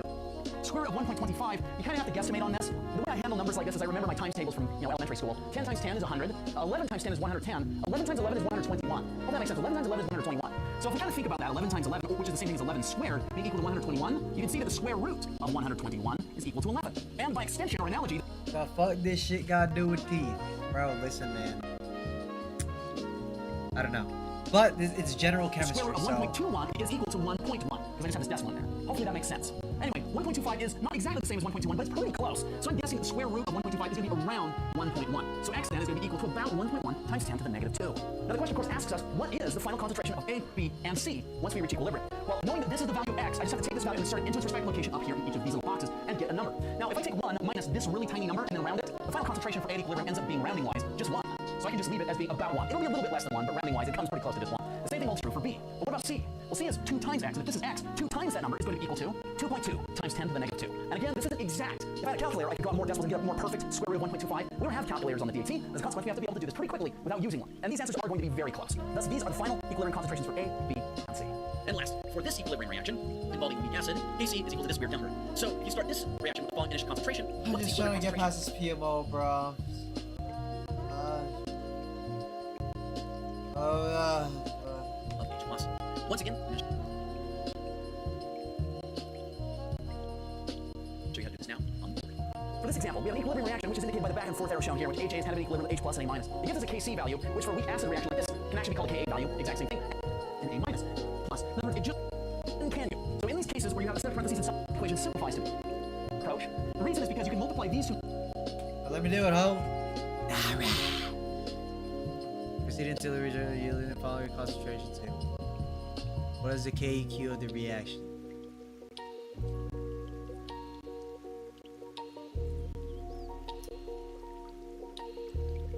H2 plus O2 equals H2O. So I'm about 2. We're gonna go AQ equals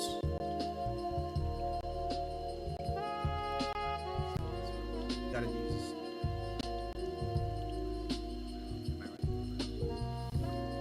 and we just gotta use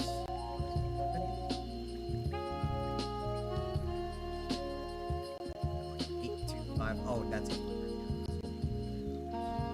So this is gonna be 864. Yeah. 4 times.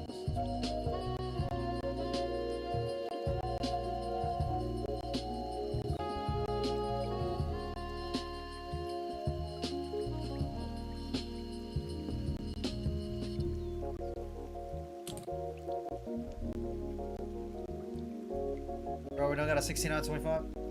Oh, shoot! I squared everything.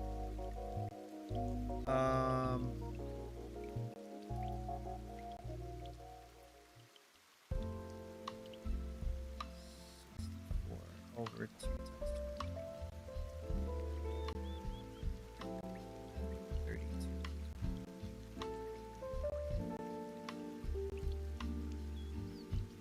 What the hell?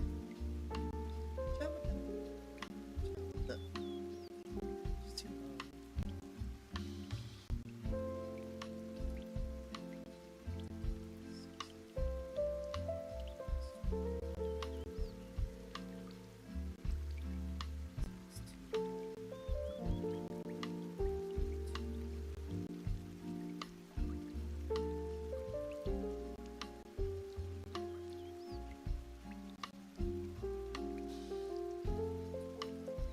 What is the problem? Wait, what? Using principles that I've taught you elsewhere, you probably understand expressions. Well, equilibrium by 3 seconds. So we can just take each of these numbers. 25 multiplied by 2 in the denominator gives us 50. At this point, we might be tempted to simplify the fraction. However, 5 multiplied by 2 in the denominator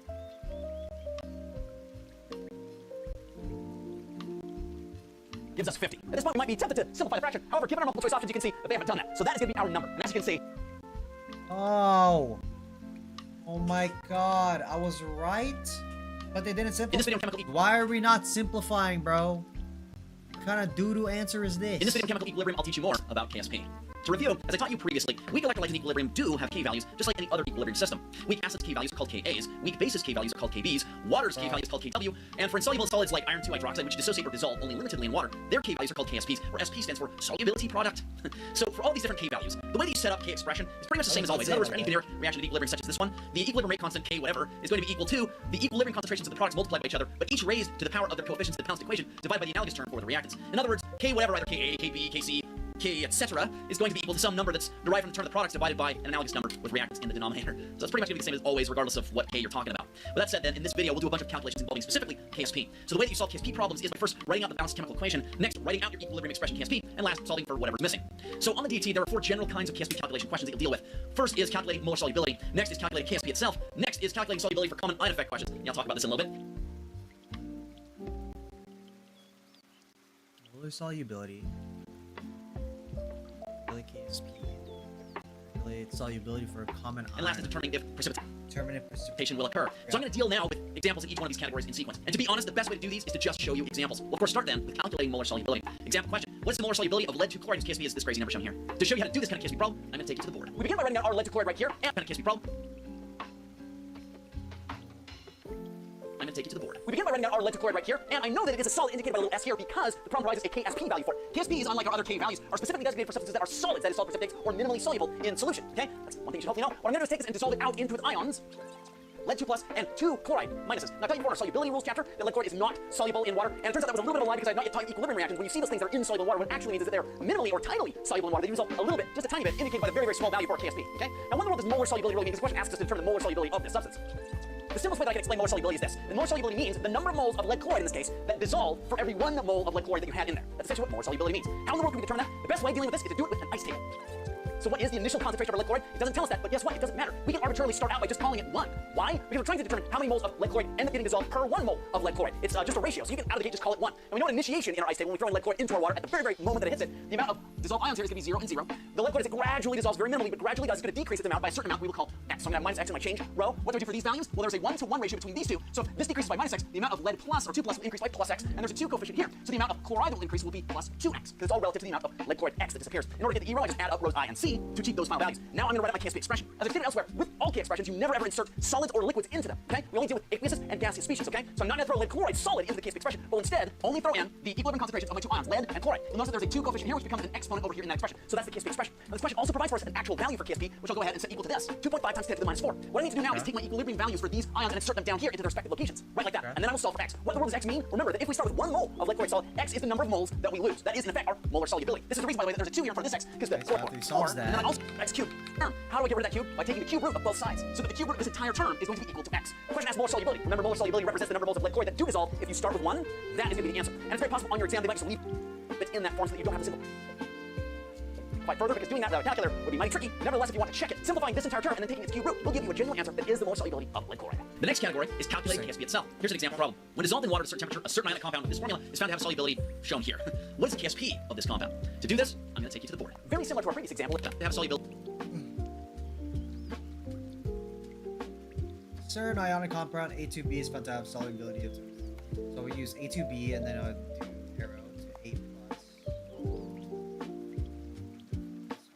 B2 minus now A.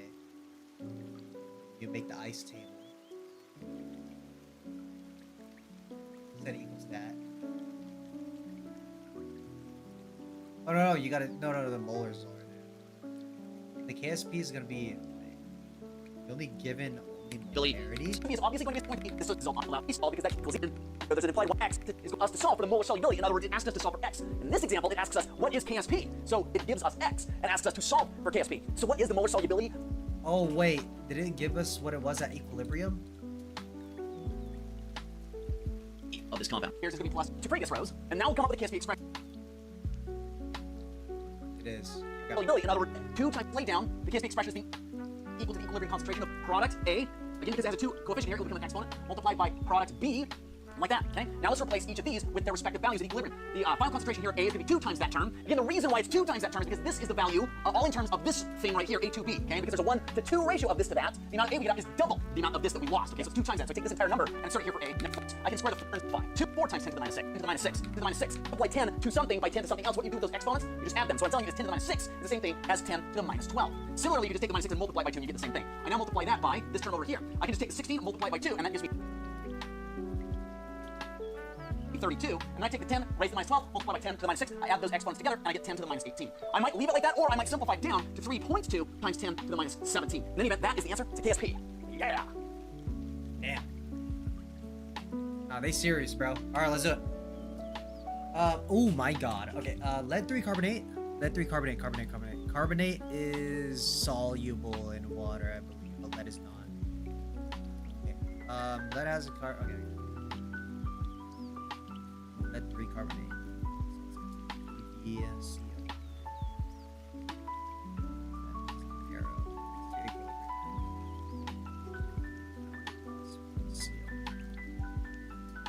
Wait.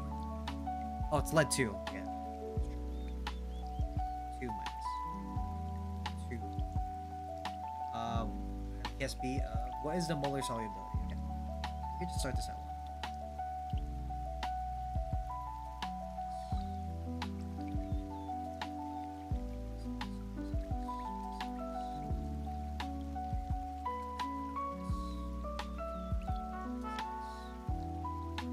KSP, we're gonna have this squared, so it's gonna be negative x.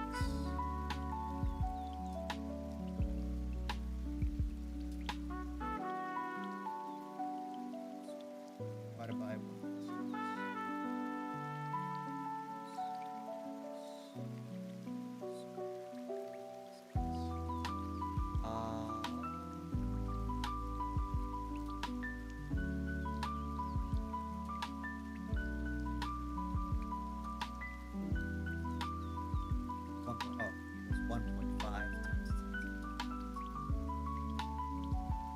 Well,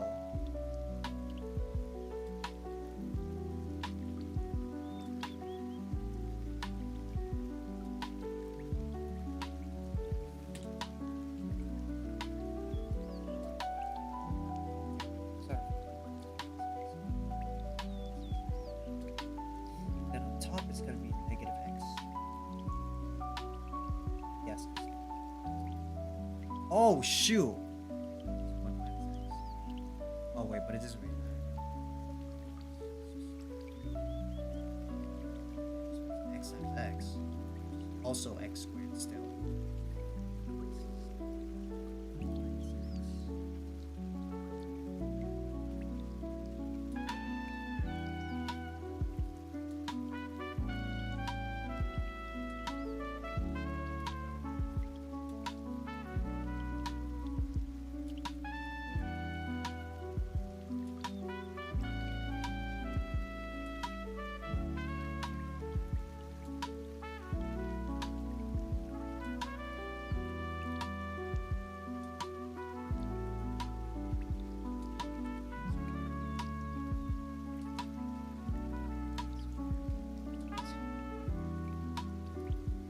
Oh shoot, I chose the wrong one. Why am I looking at that one?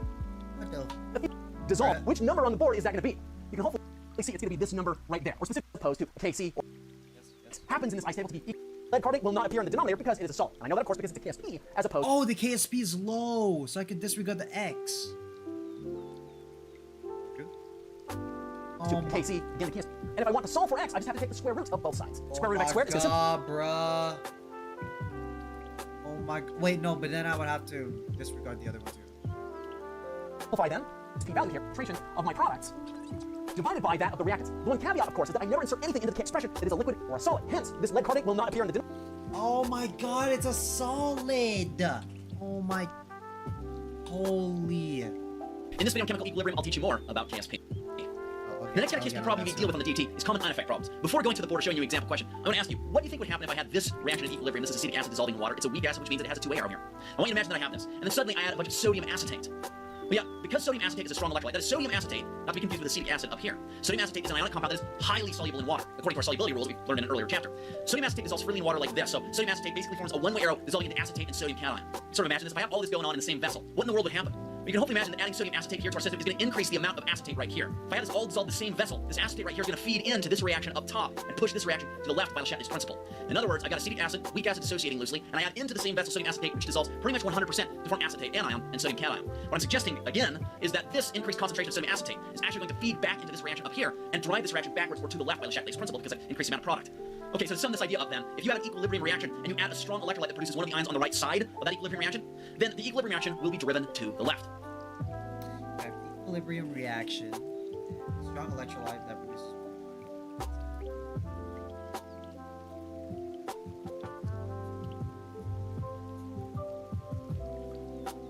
Oh yeah, because it'll make. Okay.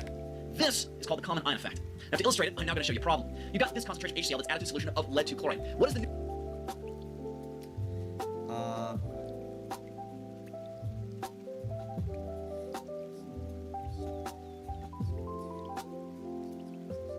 solubility of lead 2 chloride, keeping in mind that its KSP is this number. To show you how to do this common ion effect problem, I'm going to take you to the board. In typical style, I begin by writing down all the information provided. It gives me the KSP and it gives me these two substances. We'll deal with those in just a moment. What I want to remind us of is the fact that molar solubility is moles of the thing that is minimally soluble that end up getting dissolved per 1 mole of that same thing. I'm going to assume that it is lead chloride. Why? Well, HCl, the other substance it's given us, is one of the 7 strong acids that you should memorize. You should also memorize that those 7 strong acids, their first hydrogen is always extremely soluble. And in the case of HCl, it only has 1 hydrogen, which means that HCl dissolves essentially 100% into H plus and Cl minus. This means that if I start out with 0.5 molar, as it tells me, because there's a 1-to-1 stoichiometric ratio, all of this is going to get dissolved, and I'm going to end up with 0.5 molar of each of those products. Why is that relevant? Well, let's dissect the lead chloride to see if we can figure that out. Lead chloride must be the thing that's minimally soluble because of the solubility rules that we learned earlier and determined that lead chloride is not highly soluble in water. When I say it's insoluble in water according to those rules, I don't really mean 100% insoluble. I mean very, very tinily insoluble, which means that it does have equilibrium arrows going back and forth between it and the ions into which it dissolves. And hopefully you're okay making the leap from lead chloride solid here dissolving into lead cation and 2 chloride anions, okay? These dissolve out as 2, subscript turns into a coefficient. Obviously the KSP then is referring to the thing that is the solid that only dissolves minimally. So it is referring to this reaction right here, not to the reaction down here. Now why in the world is this relevant? These two things being combined together, what does this have to do with each other? Well, let me ask you, do you see anything that these two things have in common? You can hopefully see the chloride down here that gets spat out when I throw the HCl into the container is a common ion that the lead chloride also has. So when I, for example, start laying out an ice table, usually I start by saying that there's 0 moles per liter of each of these products. But guess what? Because these are from the same container, this dissolves instantly 100%. The chloride is not starting at 0. It's starting at this number right here. So the chloride that gets spat out by this feeds back in here right at initiation. So I end up with 0.50 moles per liter of chloride at initiation from the lead chloride. That's how common ion effect works. Right at initiation, of course, the lead cation will be 0. I don't care about H plus because it's not in common up here, and there's not another source of lead cation, so it's going to start at 0. And I'm going to assume that the amount of lead chloride here starting out is going to be 1. Why do I assume that? Because I'm trying to solve for molar solubility, and molar solubility is really just a ratio of how many moles of lead chloride I get to dissolve if I start out with 1 mole of lead chloride. So to simplify everything, it's always easier to start out with just 1 right here for your I row. In other words, as this gradually dissociates, the amount of lead chloride is going to decrease by something. I don't know what it is, but I'll just call it X, okay? And eventually arrive at some final concentration right here, okay? That X is the answer. See, that X is the amount of moles of lead chloride that have dissolved out per 1 mole of lead chloride because I set up my ice table with a 1 right there. Does that make sense? So what do I put in these locations for row C? Well, there's a 1-to-1 ratio between the lead chloride and the lead cation. So if this decreases by minus X, this one's going to increase by plus X. How about the chloride? Well, there's a 1-to-2 ratio of this to this, so this one's going to be plus 2X. Now, the E row, the final equilibrium, is achieved by just adding these 2 rows so that I end up with these values right there. You can see that the value I get for chloride is a little bit different because I have that common ion from the HCl that made it so I did not start up 0 right here at initiation for chloride. See the difference between common ion and just a regular boring ice table? Good. Now we'll take a look closer at our KSP. Our KSP expression is, of course, going to be equal to the equilibrium concentrations of our products multiplied by each other. And we have to remember that because there's a 2 coefficient next to the chloride, it becomes an exponent in this expression. So that's our KSP. What I'm going to do now is replace these terms with their analogous terms down here from my ice table. These ones right here. Just like that. And then I'm going to set them equal to the KSP value that this problem gave me. Now remember how I told you that molar solubility is equal to this number right here. It's the number of moles of lead chloride that dissolve if I start out with 1 mole of lead chloride. In other words, all I have to do is solve for X using this equation. And that answer X is the answer to this question. Let me clear the board here and we'll start doing some math.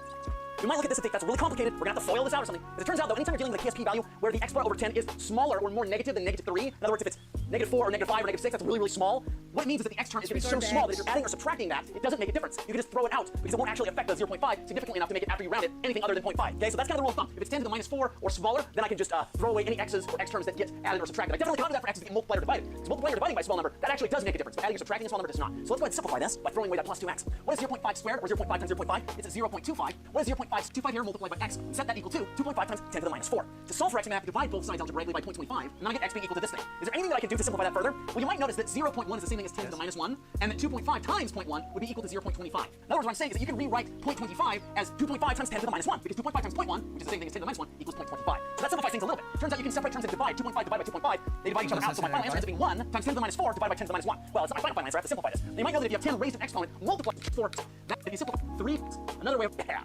We now end Oh, it's minus 1, so it's plus this 3. So that is the answer.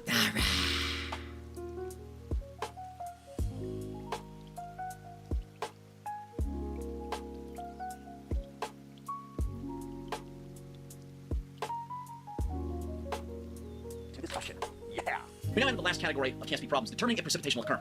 So for precipitation problems, you don't usually need an ice table. Instead, you just write the balanced equation, write the solubility expression, that is the KSP expression, plug in the concentration values, and then see if your Q is larger than KSP. If Q is larger than copper 2 nitrate, and you add... Okay. It's added to a final concentration. Precipitate. KSP is okay.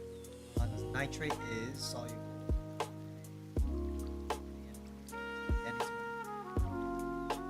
NaNO3.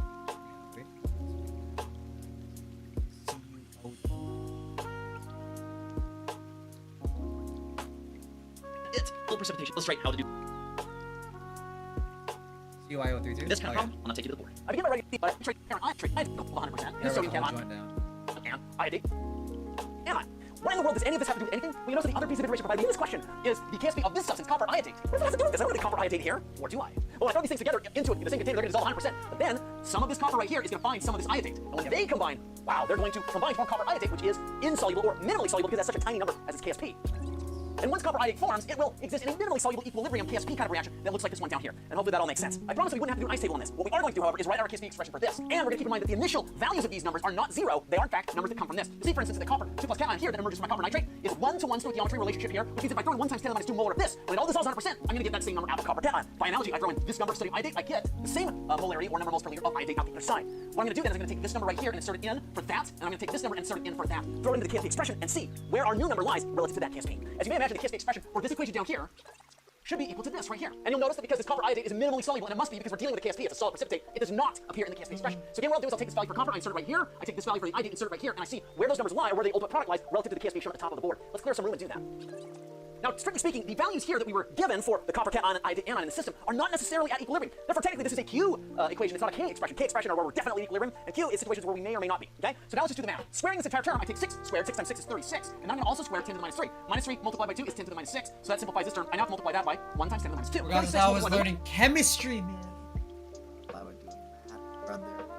1 is just 36. And 10 to the minus 2 multiplied by 10 to the minus 6. I just add up these exponents. Bro, just leave it inside the quantitative ability thing, bro. Like, damn. 10 to the minus 8. So that's 36 times 10 to the minus 8. Obviously not the same thing as 3.6 times 10 to the minus 6. But you might notice that you could rewrite this as 3.6 times 10 to the minus 7. Are we Now, okay, how does that number compare with DAT? KSP? Yeah, it's smaller. So what does that mean with regard to precipitation? Well, it turns out that if you've got concentrations for these things over here that are so small that when you multiply them together in this expression, you get a number that's smaller than the KSP, then that means that you will get no precipitation. In contrast, if you get numbers that are bigger, so if this number was larger than this number, then that would mean that I do have enough of these substances that it's going to drive the equilibrium to the left, and this solid is going to start precipitating out. Does that make sense? Again, because 10 to the minus 7 is smaller than 10 to the minus 6. This is going to be small enough concentration, it won't push to the left, will not cause this solid to crash out and precipitate. So the answer is no precipitation. Yeah. What's wrong with Mike, bro? This guy's on crack cocaine. And so if the Q is less than, yeah, so if the Q is less than that. Solid to crash out. Let's precipitate. So the answer is no precipitation.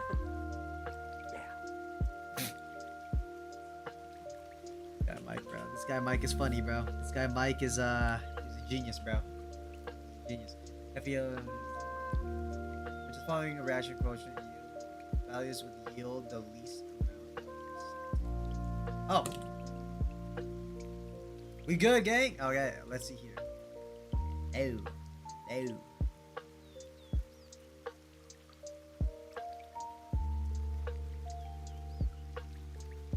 Sir, because it's gonna be the lower one.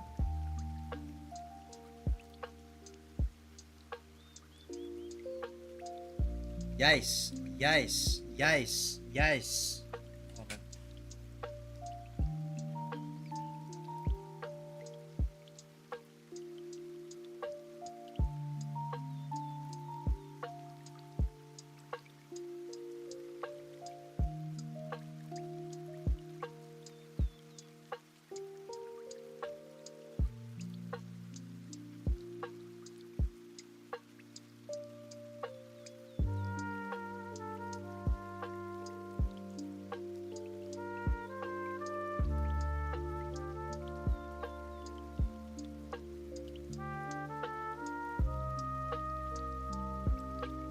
Yeah, it's my childhood crush's birthday, bro. Should I say happy birthday, bro?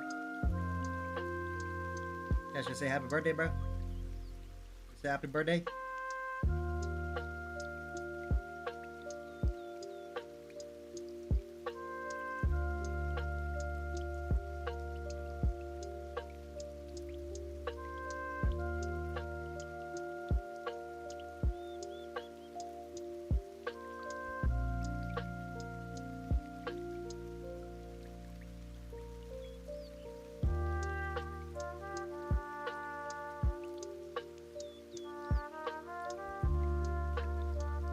literally the finest of shits, chat.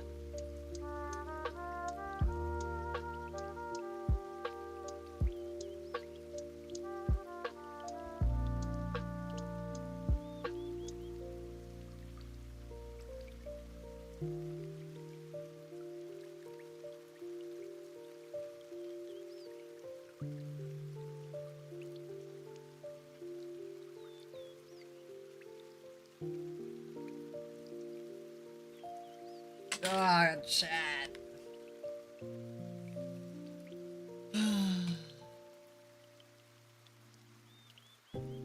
Guys, we're locked the fuck in, bro. Chat, we're locked in, muds. Chat, we're locked in, muds. We are locked in, muds. We are locked in, muds. We're in the most locked of ins, muds. In this stereochemistry video. Mike again, bro.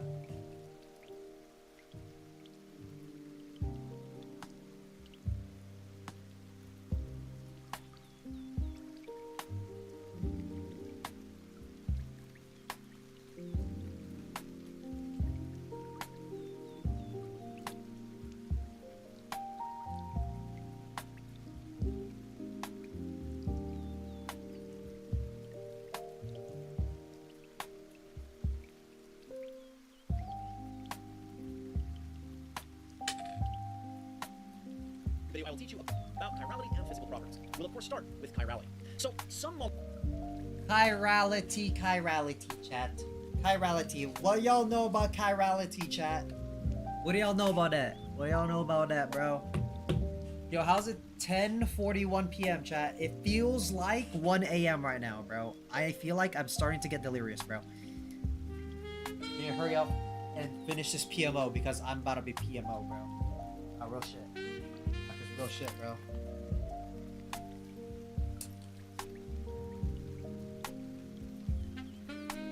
It's...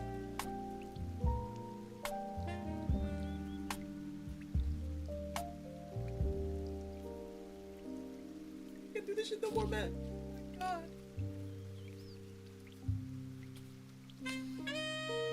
Oh my god. Yo. Let me pause this, bro. Yo. If there are any DAT studiers out there, bro, let's make a community, bro.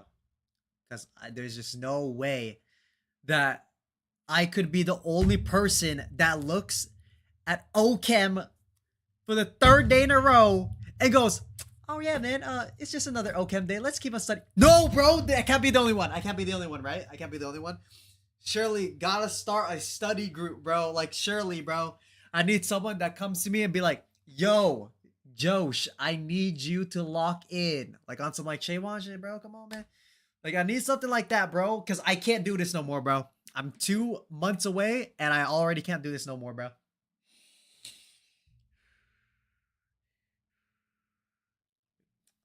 Oh, my God. Josh, wake up. 24-hour PMO. Wake up. I'm not doing a 24-hour PMO! Oh, my God. 24-hour study, 1 minute break. Yeah, bro. Yeah, bro. Yeah, sure, bro. Can't do this no more, man. molecules have the ability to rotate plain polarized light when they're placed in a special machine called a polarimeter. Such molecules are said to be chiral. Think about it, then you could do a 24-hour break. Isn't that how the PMO thing works? No, that's not how it works, bro. No, it's not how it works. It's not 1-to-1, bro. It's not 1-to-1. 1-to-1, bro. Technically, if I do a 24-hour stream, it would be like a 4-hour break after that, bro. Active. Now, molecules with stereoisomers are often chiral. These include enantiomers and numerous kinds of diastereomers. For instance, here is a pair of enantiomers. If I had either of those enantiomers isolated from each other, they would be chiral. In other words, if I place them in solution... My bad, 1 second break. Okay, then 30-minute break. in this machine... No, I hate y'all, bro. Chat, we're not doing that. So y'all, right now, we're not doing that. We're not doing that. Alright? You had to blink 1 time. Bro, that's even less than 1 second, bro. Called a polarimeter, and it fired its plain polarized light down a tube and hit that solution. It would rotate that light by a certain amount. That's what we're talking about when we say chiral or up. Guys, we're on Danks Major right now, man. OChem. Based in a special machine called a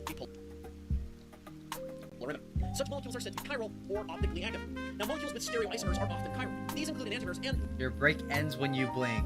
That's crazy. numerous kinds Okay, guys, ready? Our PMO's done. Come on. Like, bro, no, man. of diastereomers. For instance, here is a pair of enantiomers. If I had either of those enantiomers isolated from each other, they would be chiral. In other words, if I placed them in solution in this machine called a polar river, No. and it fired its plane Not polarized doing light down that. tube, and Not hit that solution, doing that. it would rotate that light by Where's itself. your That's what we're talking about when we say chiral or optically active. By contrast, here are different subclasses of diastereomers. I have cis-trans isomers on rings, I've got cis-trans or easy isomers of alkenes, and then I have a pair of diastereomers here that have multiple stereocenters but don't have exact opposite or exactly the same RS configuration. Again, all of these are subclasses of diastereomers. Now, as it turns out, these three kinds of diastereomers are chiral, whereas all of these others are actually not chiral, or better said, achiral. Break One- starts when your hair looks full. Okay. Why? Oh, okay. I'll explain this in some video. For now, I just All want you to right. understand that, as I mentioned before, chiral molecules rotate plane polarized light in this kind of machine called a polar river and are said to be optically active. Molecules that rotate plane polarized light clockwise are called dextrorotatory, or D, molecules, while molecules that rotate plane polarized light counterclockwise are called levorotatory, or L, molecules. Now, just so you know, enantiomers rotate light by the exact same amount as each other, but in opposite directions. It should follow, then, that molecules that don't rotate plane polarized light are called achiral, or optically inactive. Now, there are three different kinds of optically inactive or achiral molecules or situations. First, if you have a 50-50 mixture of two enantiomers in a solution, then that mixture, which is called a racemic mixture, is achiral. Why is it achiral? As I just stated, enantiomers rotate plane polarized light by the exact same amount, but in opposite directions. So if I had a single vial that had a 50-50 mixture of two enantiomers, then theoretically one enantiomer would rotate that light as it comes down that tube by a certain amount in one direction. The opposite enantiomer, present in the same amount in that mixture, would then counteract that effect by rotating the light by the exact same amount in the opposite direction. So the two would cancel each other out, giving you no net optical rotation. Does that make sense? So again, racemic mixtures are achiral because the effect that both enantiomers have on that plane polarized light cancels each other out. Second is molecules that don't have any stereochemical.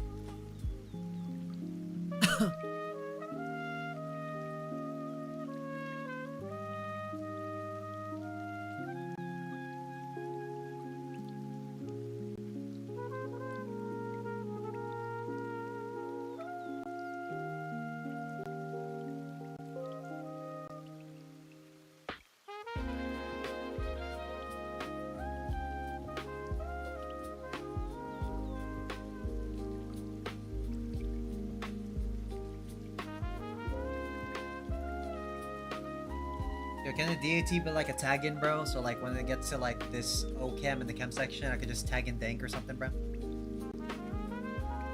Oh, Jeff. Chemistry in them, because they don't have stereocenters or they don't have cis-trans stereochemistry in them, are also achiral. They have to have some type of stereochemistry in order to be chiral. And third, meso compounds are also achiral. We'll talk about these in later.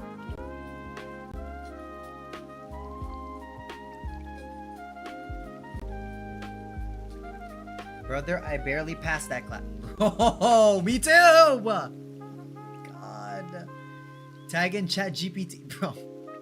Bro, I can't tag in chat GPT.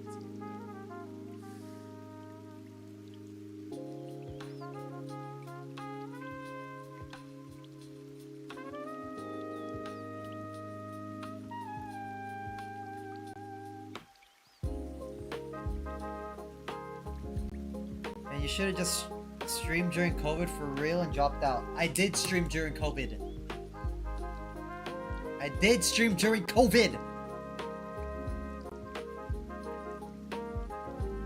I actually did stream a lot during COVID. And I dropped like 3 YouTube videos a day. Were they cringe? You didn't stream right. Should have blown up during COVID. Well, could have, should have, bro. Like, damn it, bro. We're already 5 years past COVID, man. All right, we gotta drop it. We gotta drop it. I can't think like that no more, bro. I can't think like that no more. It's now, bro. It's now.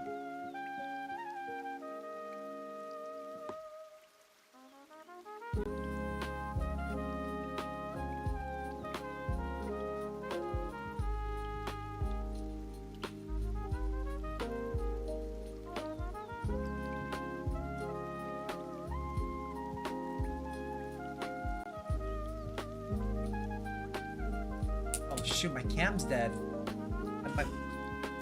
Fuck. Back when he played games, aka Genshin. It was literally just Genshin. Somehow I extended playing Genshin for like 6. How many hours did I used to play Genshin for? It's a lot of hours. I don't know how I did that.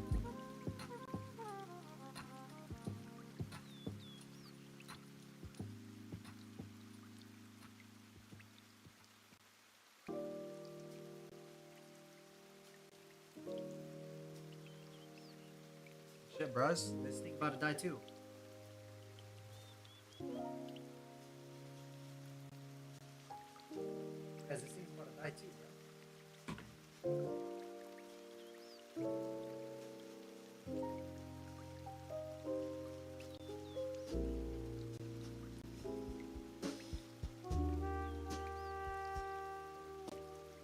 I don't even remember how. As a slight How long explanation of this I used to collection here, grind that this molecule right here happens to be game for. meso, which is why it's achiral. Now we jump to physical properties. So enantiomers have the same physical properties as each other. That is, they have the exact same boiling points as each other, the same solubilities, melting points, and so forth. Thus, it is very difficult to separate enantiomers from each other once they are mixed together. In fact, you can only separate enantiomers if you expose them to chiral separation conditions. Thus, the only major physical differences between enantiomers, a pair of enantiomers, are the direction in which they rotate plane polarized light, which is exactly opposite, and their effect on biological systems. We discussed the lipid example in an earlier video. These differences are only possible because both of these environments, that is plane polarized light and living systems, are chiral. So again, if you have a chiral molecule and you expose it to a chiral environment, it actually can be recognized as different. But in all other achiral settings, they behave exactly the same. But diastereomers, as it turns out, do have different physical properties. That is, they have different boiling points, solubilities, melting points, and so forth. So they can be more easily separated from each other, sometimes very easily. So they can have different physical properties. That is, they have different... Point on a pair of rotate.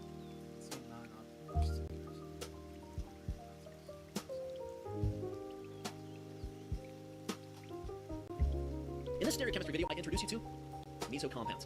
So I want to start by looking at Meso this example molecule compounds. A. I'm going to ask you the question, what do you notice about this molecule? We might notice a number of things, but the thing that is most important for the sake of this video is that this molecule can be bisected by a line of symmetry. What is a line of symmetry? Well, a line of symmetry is a straight line that you can draw down the molecule somewhere, where everything on one side of that line is a mirror image of everything on the other side of that line. And hopefully you can clearly see that that is the case here. So, if you have a molecule like molecule A here, that can be bisected by a line of symmetry right down the middle of Dang, it, is that my highest average? this molecule is all actually time? achiral, which means it does not rotate plane 15. polarized light. Compounds like A are called meso compounds. Thus, a meso compound is a molecule that has two or more stereocenters in it, and can be bisected by a line of symmetry. So, meso compounds enantiomers, yeah, I'm using air quotes here, are actually not different. That is, their enantiomers are actually exactly the same as the original molecule. You might remember that enantiomers are mirror images that are not superimposable. But if I take molecule A and I draw its mirror image molecule, it looks like this. You'll notice that the mirror image molecule over here is actually exactly the same as molecule A itself. In other words, the mirror image molecule of any meso compound is exactly the same as the meso compound itself. Thus, meso compounds don't actually have enantiomers because their mirror image analogs are, in fact, the same exact molecule. That's the reason why I use enantiomers in air quotes. And this again explains why meso compounds are achiral. Air quotes. And this again explains why meso compounds are achiral. So often, determining if a compound is meso is fairly straightforward. For example, can you please tell me if the following molecules are meso? Yes? Yes? Feel free to pause the video and try this first, then at play, enters. As we look at each of the image of everything on the other. Therefore, these molecules are clearly both meso, and as a result, are achiral. Now, with all that said, sometimes, unfortunately, determining if a compound is meso is not as straightforward. For example, can you please tell me if this molecule is meso? Feel free to pause the video and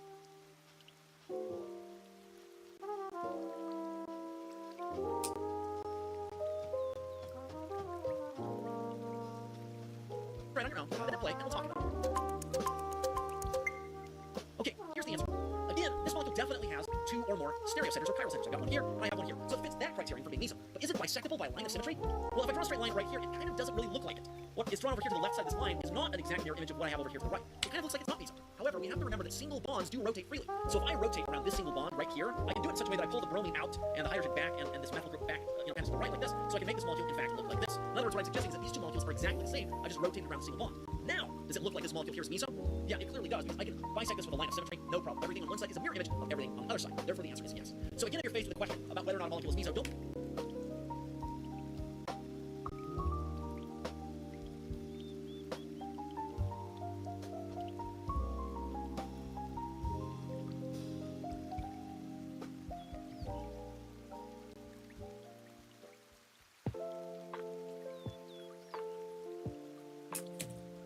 too hasty on it. First of all, it has to have two or more stereocenters. If it does, again, don't jump the gun and assume that it isn't just because you can't draw a line of symmetry down. See if you can rotate around single bonds and make it so that it does have a line of symmetry. If it doesn't, then it's not meso, but if it does, then it is. Now, as an aside, if I actually do RS configuration here in this molecule, the stereocenter right here to the left is S, and the one here to the right happens to be R. That's kind of interesting to note, by the way, because this molecule has a line of symmetry, and the configuration of the stereocenter to the left is the exact opposite of that to the right. A meso compound really is kind of like having two enantiomers stuck together in the exact same molecule. As we said before, you have a 50-50 mixture of two enantiomers, you put it in polar emitter, the rotating, pause the video right first, then it...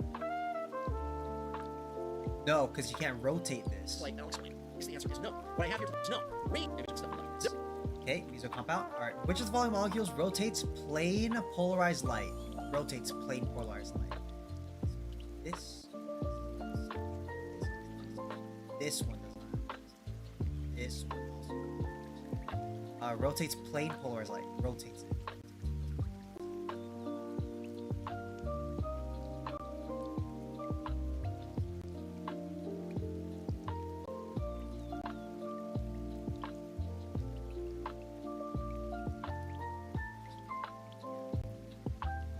The other one wouldn't.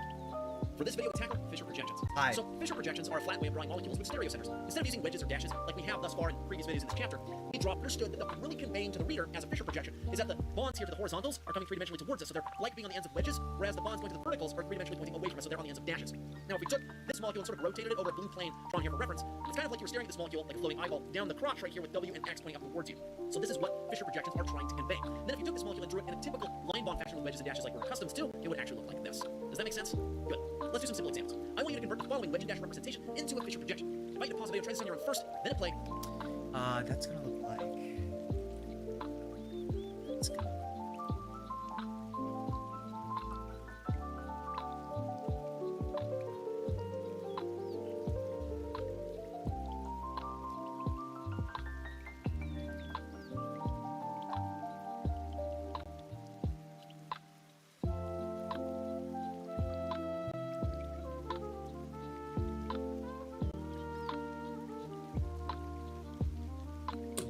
And I'll talk you through it. Blue ethyl group to this carbon down to this CH3 to all be drawn so that they're appearing right of the crotch toward this carbon right here with the OH and hydrogen pointing towards that eyeball. Again, this will place the OH and the H along the horizontal and the entire carbon axis along the vertical. I then redraw it like this. I'm so confused. What do you mean, bro? I like to draw the ethyl group and the methyl group that are color matched here along the vertical. And I keep in mind What's happening, they're Robin? representing those two groups going three dimensions away from me on dashes, and then along the vertical you can hopefully see them staring at this if you were standing upright. The hydrogen will be pointing three dimensions to your left, and the oxygen or OH group to your right. So along the horizontal we get these groups right here, and ends up wedge like this. Fisher projection Hey, okay. backward lines like this. So this is an official Fisher. Convert this Fisher projection backwards into a wedge and dash. So this one's gonna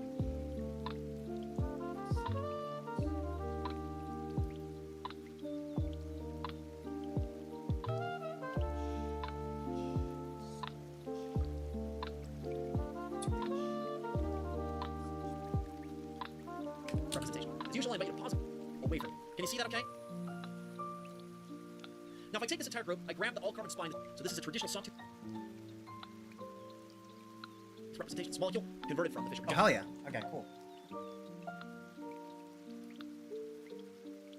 Low-key, fuck David, we on D5VD now.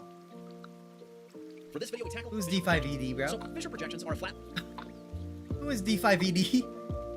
Who is that? Who the fuck is that?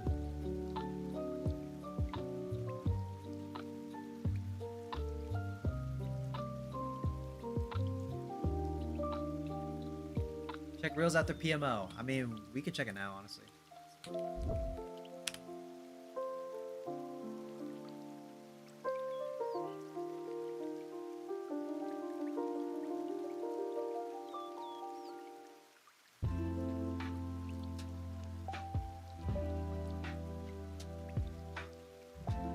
You had 10 seconds left. No, I actually passed 4 minutes because I started the timer like 6 minutes late, okay?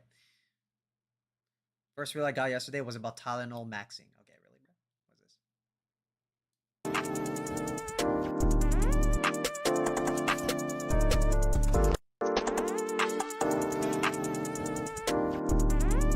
Bro.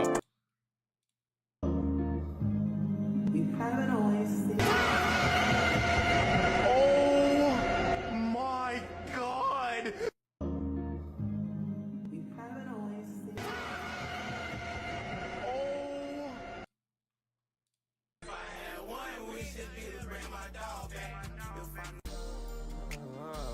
Take it again. I'm tryna fuck on a friend. I'm tryna fuck on a friend. And I brought Percy. Bro.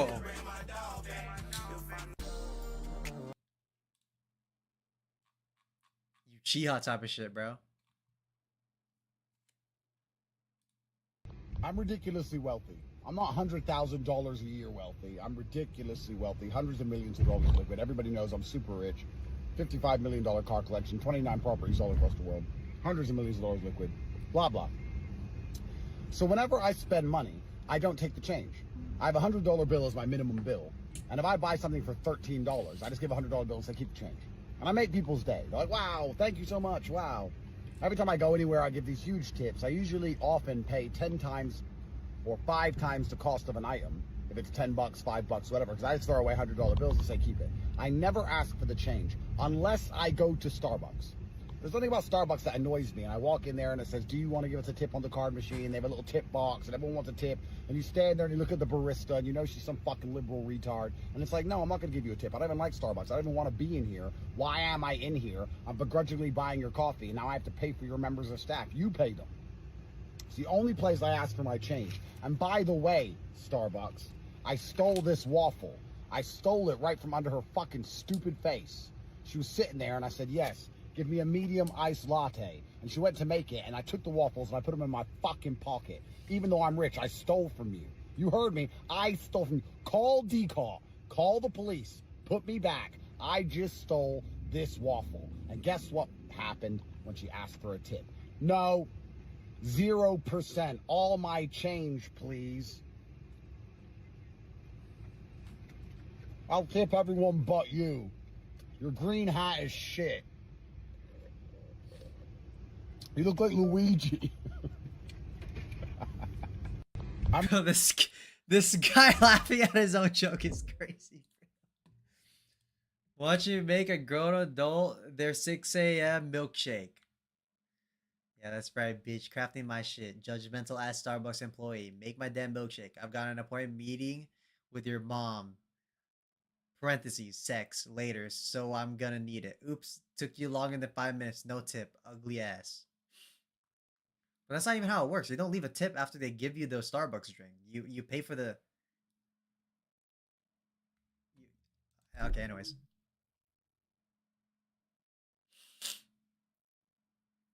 Jessica Sanchez, did she win? Bro!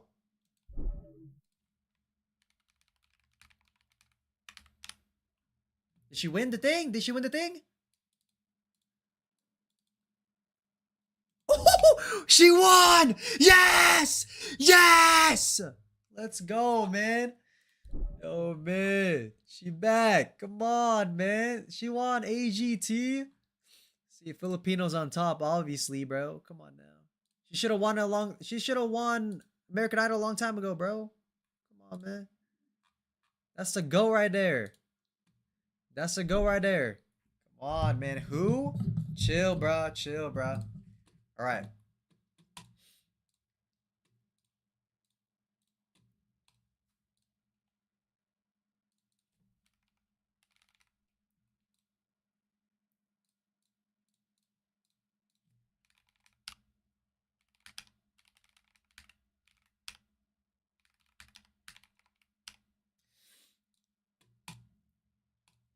Come on now. Come on now.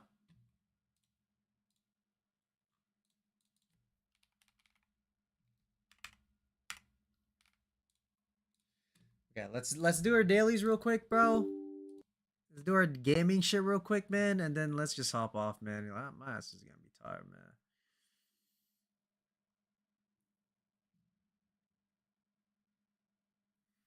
I make a fucking channel editor at this point or whatever the fuck it is so I can change your ass tags. Oh, that's a thing?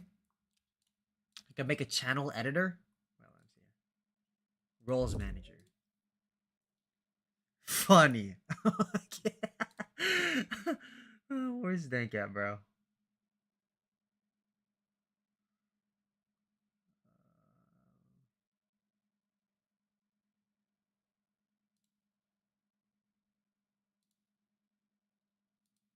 Shit. Oh, it is. You are channel editor, bro. No, no. Well, now you are. Now you are.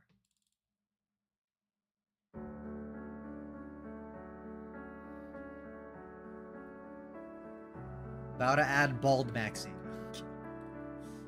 Bald maxing is insane, bro. Bald maxing is insanity, bro. No, please don't, bro. Please don't, bro. I'm not bald maxing, though. I'm hair maxing.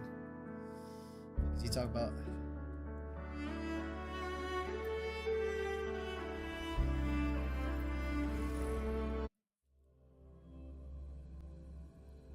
I'm W cut maxing.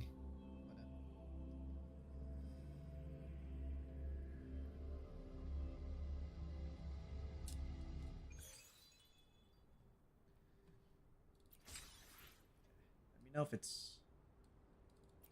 Chat, let me know if it's too loud again. Where am I? On you go.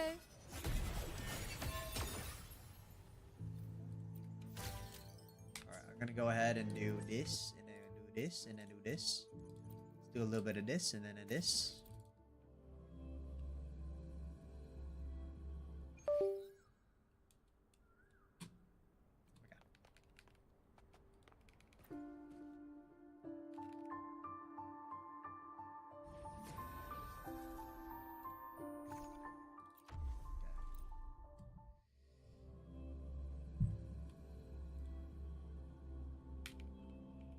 Guys, we're gonna do this real quick. Then we're gonna do some umamoose. Iron A little bit of umamoose real quick too. With style and grace. The moon is full. Face me. Fate in my mark.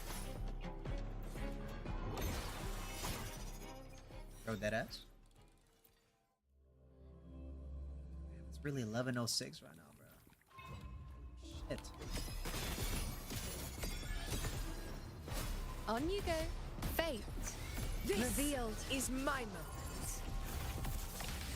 Unmatched! Sing of my triumph! This!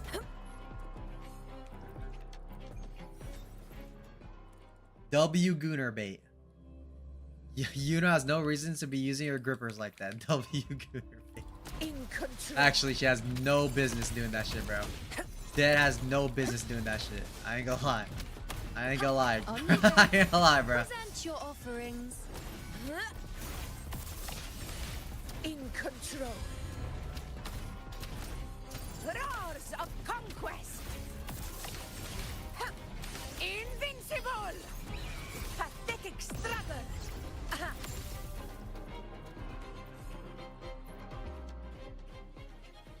Get on this real quick. Hey, can you hurry up and finish that Gachiakuto, whatever the fuck it's called? Need you to be on to be Hero 6. Bro, I'll play to be Heroes. I'll finish it. I'll finish it, bro. I'll finish it. Where's the full anime review, Unc? I'm not doing that shit. I'm not doing that shit. What are you talking about? What are you talking about, man?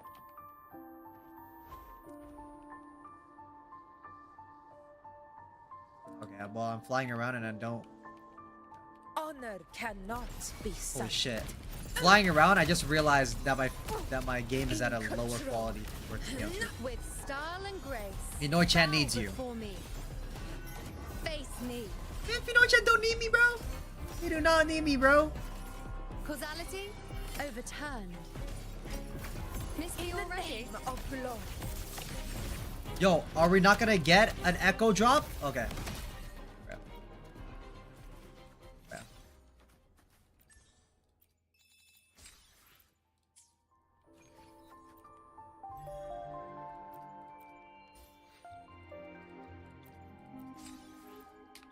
Pinoy-chan Loki had more hair. Disappeared like the Avatar because you pulled the bald. Okay.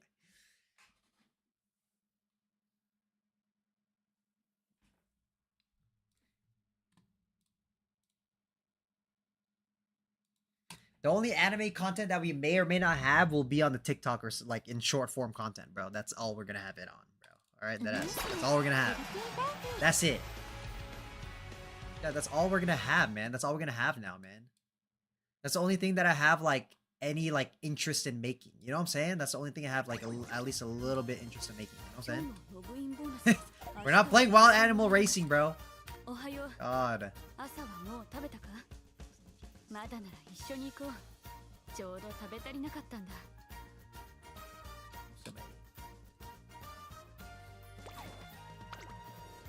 レースにエントリーしちゃう？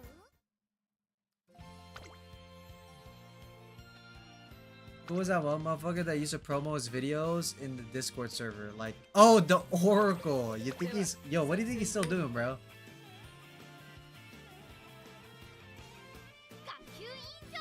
Oh, we got rid of that channel. So he hasn't been posting in there.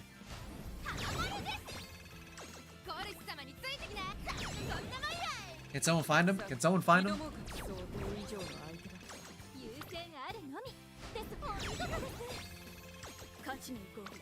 I opened one of his videos once and I was dying, bro. I mean, like, dying in what, like, In what aspect though? In like what aspect? YouTube might not be for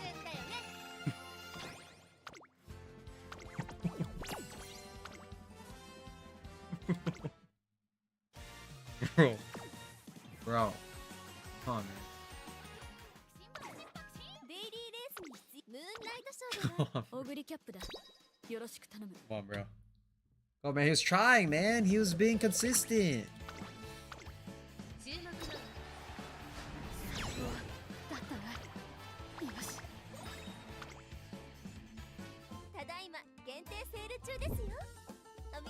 That's it?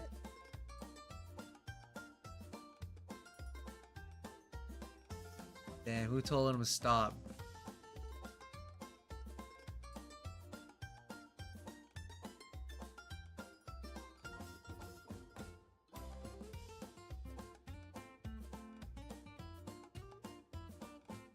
Damn, bro.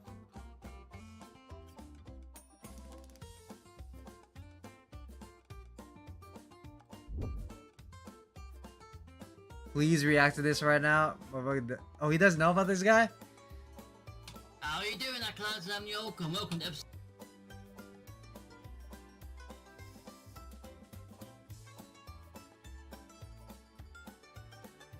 So 5 of episodes of Monster High. One thing to note is maybe this is the last video going up this week before I go on holiday. Next week, after when I go on holiday, that's 3 horror videos, and then I'll be back on that Sunday. Oh, come on, bro. What is he watching? And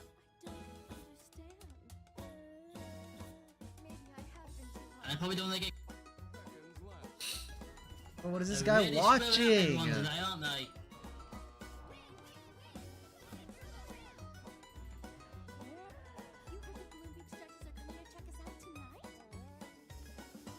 I can't do this shit, bro. Get me, bro. Get me off this shit, bro. Get me off this shit, bro. Deadass. No, actually, deadass. Get me off this shit, bro. Actually, get me out of here, bro. Deadass. I'd rather play Uma Musume. That's what I'm doing right now.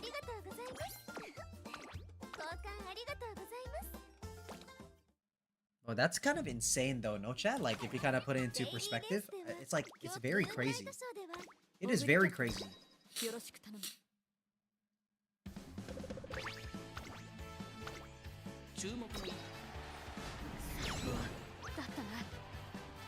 What the fuck did I just witness?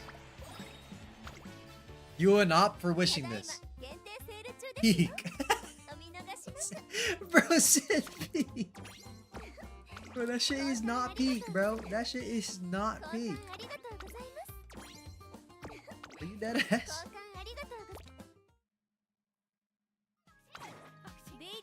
Guys, it's just insane, bro. Like, you know, that's how I feel when I look at my old anime reaction videos. Yo, send the monies my way, man. No! That's my monies. That's my monies, bro. That's my monies, bro. That ass, that's my monies, bro. My monies, bro.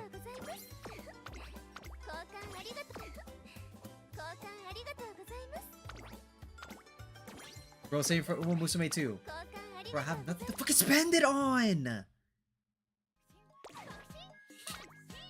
Yo, I have no potential. Oh shit, never mind. Hold on.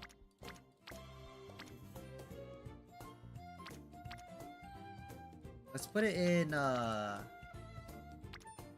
kind of want to put it on Symboli Rudolph, but what am I feeling? What am I feeling? I want to put on Mejiro McQueen, bro. Bonskis. Bro, I haven't checked the screen in forever, bro. Calm on me. Calm down on me. Calm down on me, bro. Oh my god, she's about to be 5.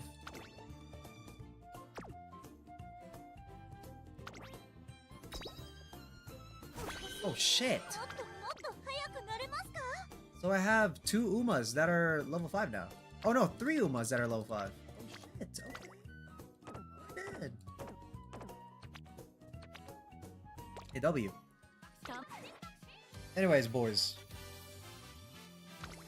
Chat, are you guys ready? Let's see if we can do it. Let's see it. Can we do it? Chat, can we do it, bro?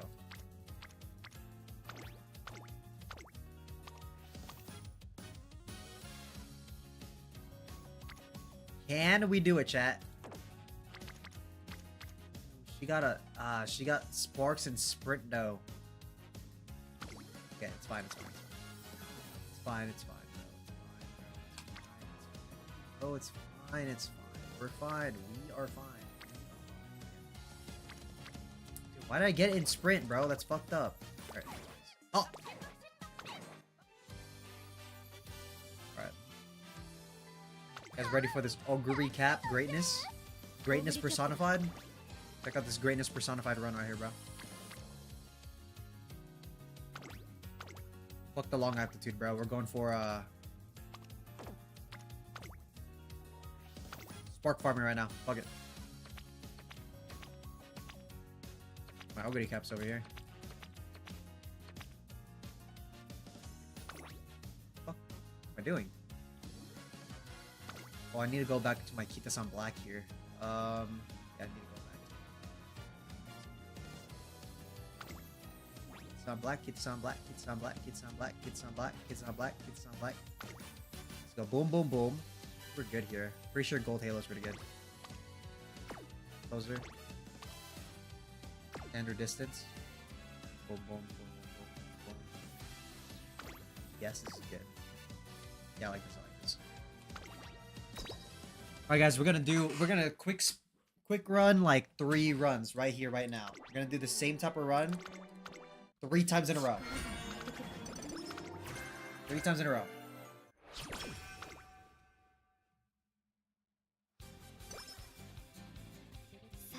Alright. Alright. Let's get the mood up fast. Early good mood, early good mood. Boom. Alright.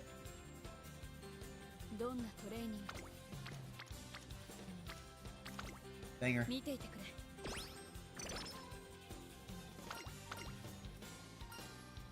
Soil. Power. Perfect. Huge.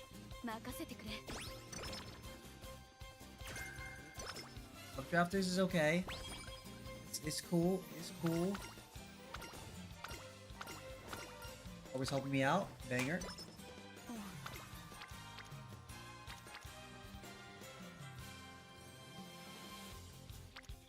That's a banger right there. That's a good one. That's a good one.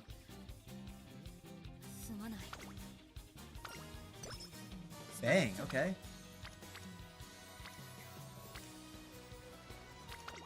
That. Well, that's good. Yeah. Okay. It's huge.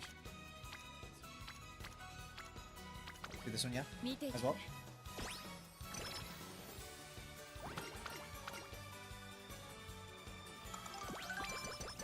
Big.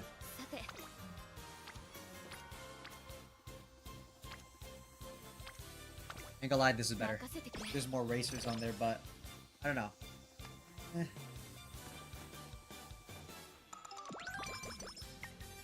Still good. This is good stuff right here, chat.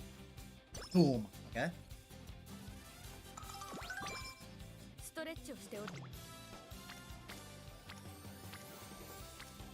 Yo, chat, are any of you guys looking forward to the upcoming games that are coming up in the next couple, you know, like the Nantas of the world?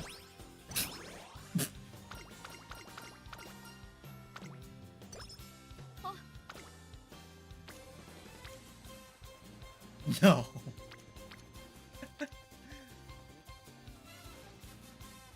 Sure, guys, not like a little bit? Like 100% no. Okay, how about like Blue Protocol? We're playing that, right? We are playing Blue Protocol, right, chat? We are playing it. We are playing Blue Protocol. We're gonna make a guild. We're gonna make a guild. We're gonna be OP. Nothing to look forward to in life. Bro, come on, bro. Don't be like that, bro. Don't be like that, bro. There's always something to look forward to, bro. Whether it be in like decades, whether it be in like a couple years, doesn't matter, bro. Look forward to something, bro. You and your 2 hair follicles can make it go. Okay. Okay, bro. Okay, bro. 勉強だな。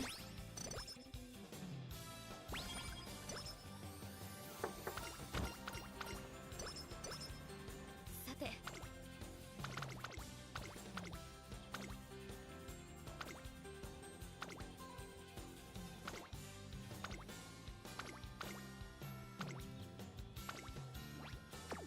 I generally don't think any of us are looking forward to anime games. Yeah. ストレッチ。 Right. Guess you're right. I mean, shit, we got Wuthering Waves though. Come on now.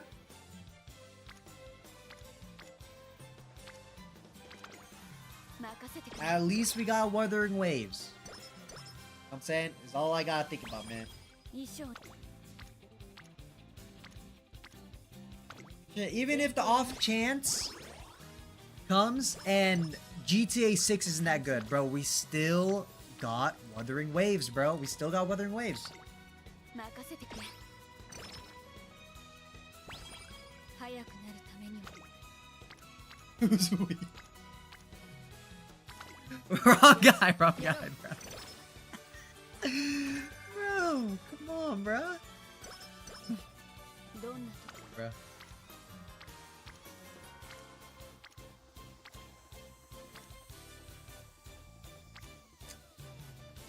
About to bullet all that. Banger. 見ていてくれ。 Oof, it's not there yet. It's not there yet. すまない。 Starting to piss me off with this wee shit. Okay. Oh, what?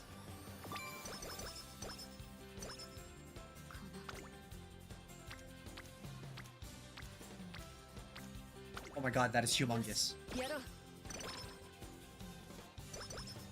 Alright, now give me a rainbow. Now give me a rainbow. さて。見ていてくれ。 Oh my god, banger.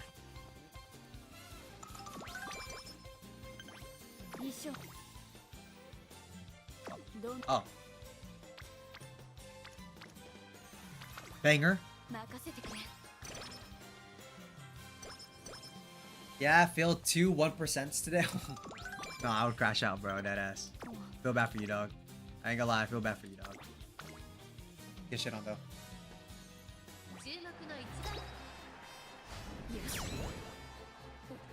And failed like 20%, 20% when it would have given me plus 100 to speed because I had. Bro, I'm telling you, bro, you don't roll on 20% in here, bro. You don't. Are you crazy? すまない。 Are you dead crazy, bro?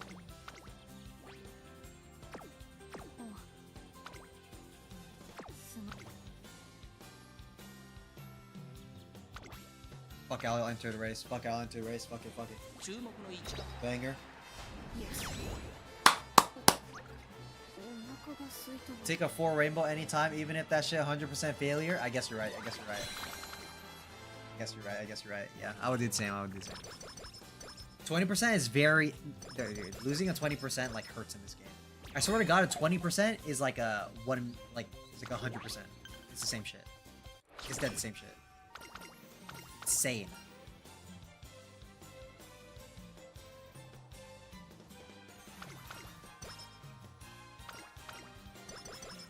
Huge.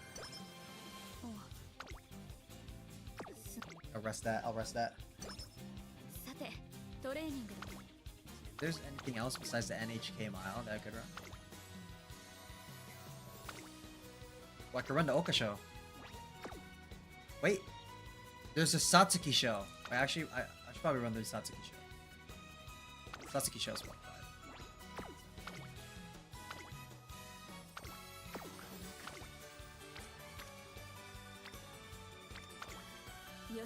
Oh, that's good. That's a good one. Okay. How did I just hear? What the hell was that? Boom. I was starting to believe that my girl's like went to a different school. Like they like changed schools, bro. Like damn. Come on here.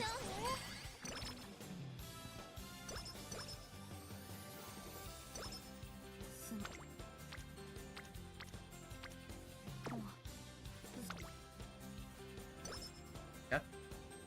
Boom. What the fuck? Yo, did my girls transfer out? What's going on? Do it.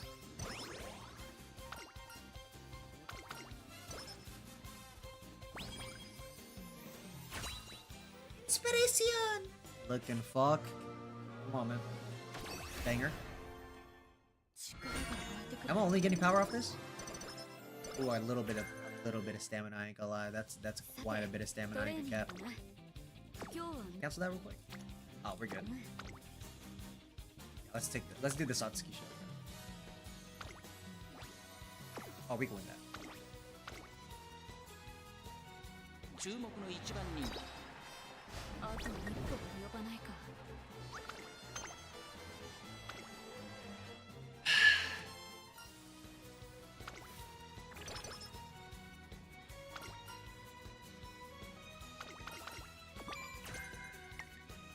ストレッチ。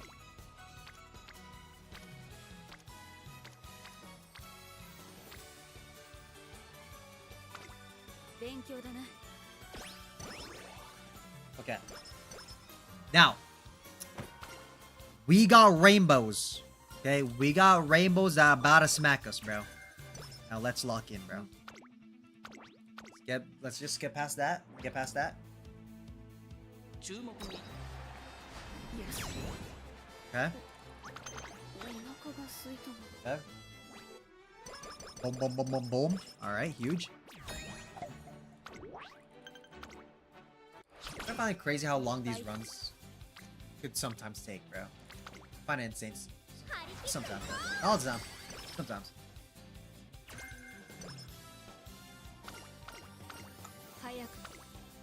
Bro, just like... What are we doing, bro? What are we doing? What actually are we doing here, bro?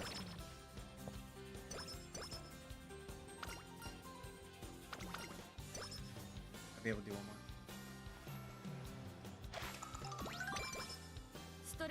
Oh, let me rest. It's summertime, chat. It's summer. How? Woohoo! 今日も頑張るとしよう。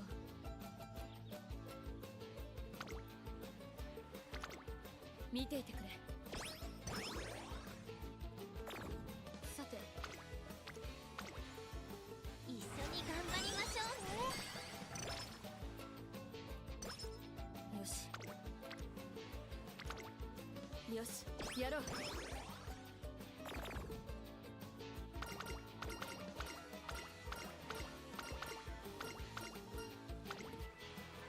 How did I just night owl right before? No, I'm about to crash out. No, I'm about to crash out. I'm about to crash out. I'm about to crash out. I'm about to crash out. I'm about to crash out. I'm about to crash out. There's just no way. There's just no way. There's no way. I promise there's no way. There's no way. That ass is just no way. Not because there's just no way. Not because there's just no way. Not because there's no way. That ass. No way. There's no way. There's no way. Not that ass. There's just no way, bro. No way. Yep, I just can't believe it. I can't believe what just fucking happened to me, bro. There's no way I got night owled the night before. No, like that. That ass was this dumbass game, bro. Yeah, no, that ass.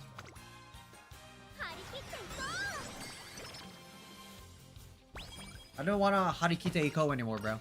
That ass. I don't want to. That's real shit.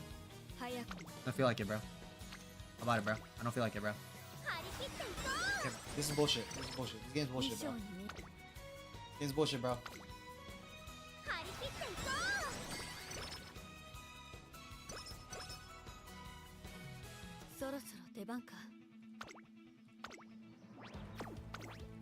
Hey, I didn't even get like a... Okay.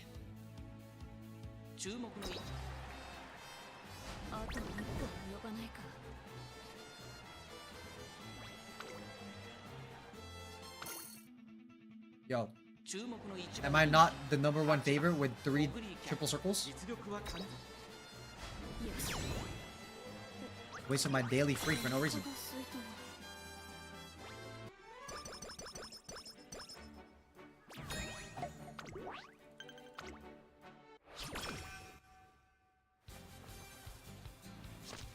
Read my cannon. I read my cannon.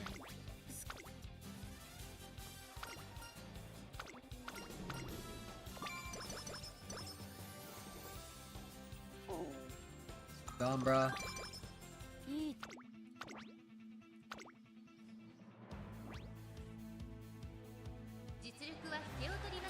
Oh, we kept eating anything, including 3 alarm clocks for no reason. I got third. We'll move on, right? That's good enough. Whatever. Fuck it, bro. So annoying. So annoying. I can't do this shit no more. Can't do this. So dumb.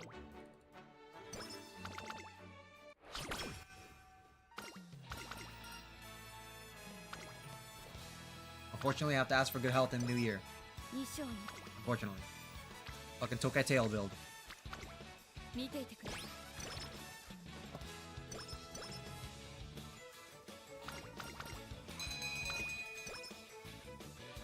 Okay. Come on now.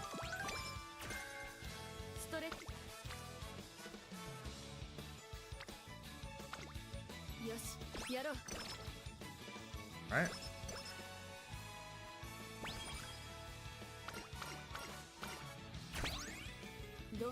Yeah. Get some mediums in here.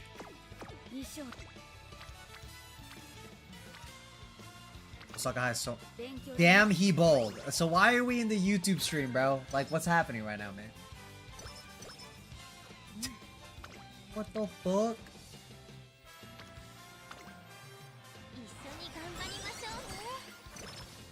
Okay. Huge. Nice.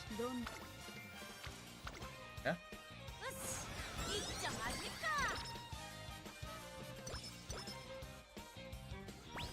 Nice. Harakite Eco. Looking fuck.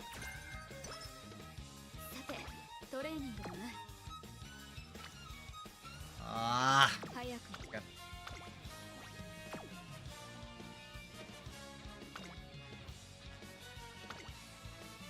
Oh hell no, I'm not doing 10-0 show. We have the Victoria Mile. Oh. Yeah, let's just do the Victoria Mile, fuck that. Hell no. Hell no. Holy bold. Okay, so now we're in the TikTok stream. Nice, bro. Nice, bro. Nice, bro. Okay, bro. Damn.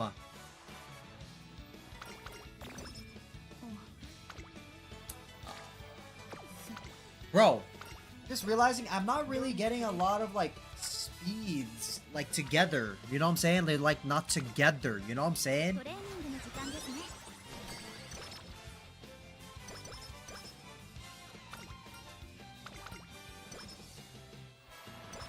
Weird. It's weird as hell. It's not. There's just not spawning in together, bro. That's just banger. Grab.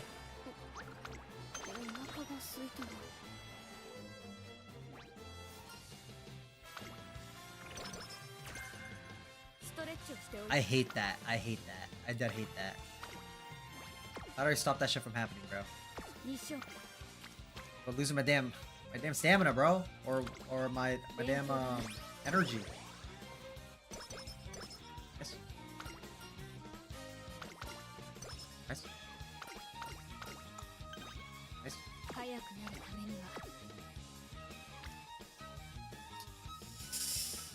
Ooh. Nah, I gotta do this one. I gotta do this race. I gotta do the race. I gotta do the race. If I lose this one too, I'm gonna be pissed. I'm gonna be pissed. I swear I'm gonna lose this. Yep. Building up for a mile. Building up for a mile.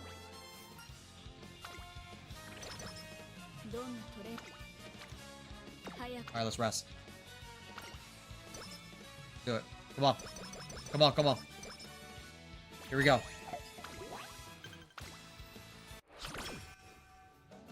少しハードなものでもいいぞ。私は心臓が強いからな。よし、やろう。この感じ。 Did everyone go to like different campuses? Like what's going on? What's going on right now? 一緒に頑張りましょう。 Are we okay? 張り切っていこう。少し。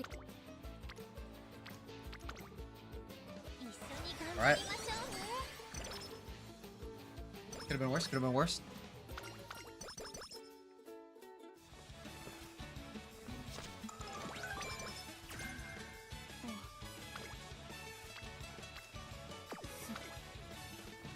Oos. Bro. Can we not do that, Ogre? 勉強だね。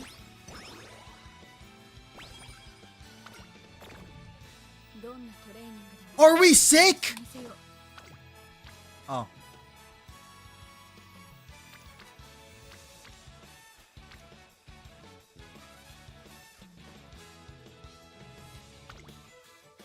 さあ、価値ある時間をあげるわ。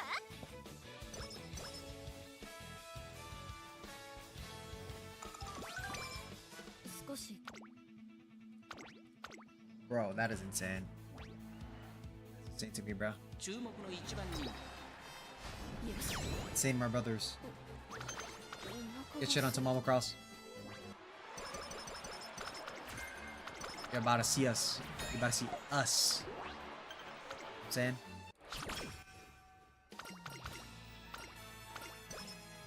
さて。早くなるためには。 Also do the Japan Cup.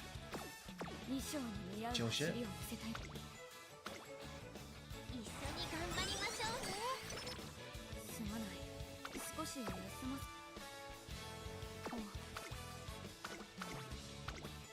Japan Cup, man. 注目の Banger. お腹が空いたの。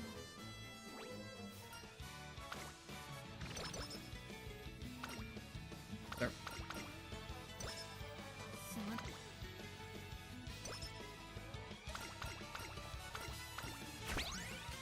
そろそろ We really lost just like hella races. This damn run. That's crazy, bro. Got corner connoisseur, got straightaway excel, straightaway recovery. We also have I think the straightaway recovery get a no point now, is it at this point? Hydrate. The bolt step, acceleration when passing another runner with race. Get it later. Chase. Nimble navigators. Yeah, hold that for now. トレーニング。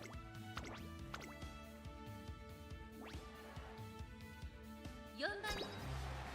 力不足を痛感する。 Are we crazy? Are we crazy? 注目の3 よし。お腹が空いたの。 Fucking mood's down, bro. We went down twice. Back to back, bro. Shit. どんなトレ。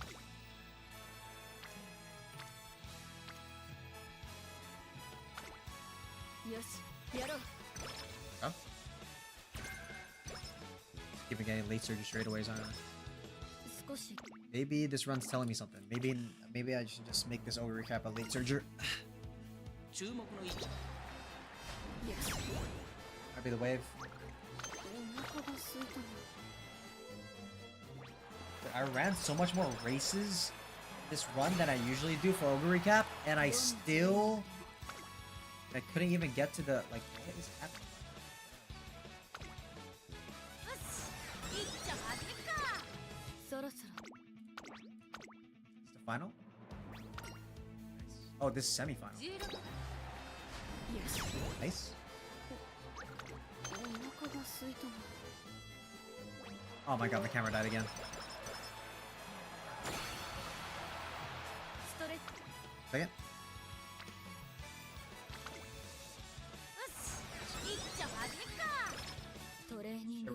力を出せ。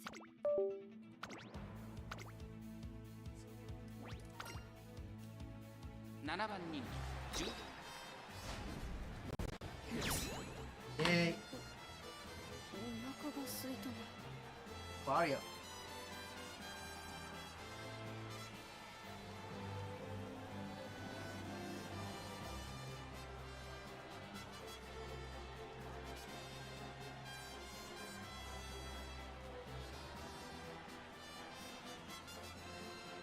Bro, none of these shits have battery.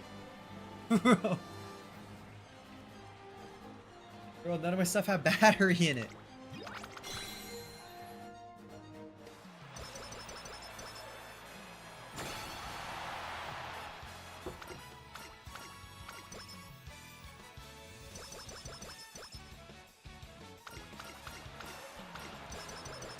Come on.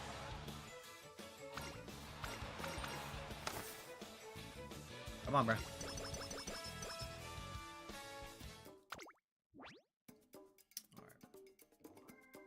Let's just get corner. Soar. Gormand. Then let's just get acceleration. Let's get. Can't we get late surge? Can't we get late surge? Chill. Power, power, power, power, power, power.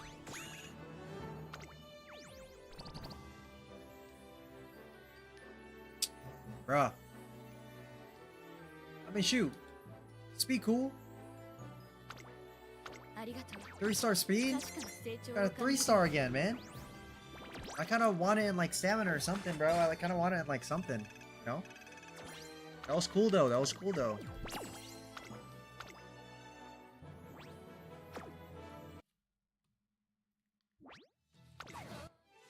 Alright, we might be on a run. Let's keep it going. オグリキャップ。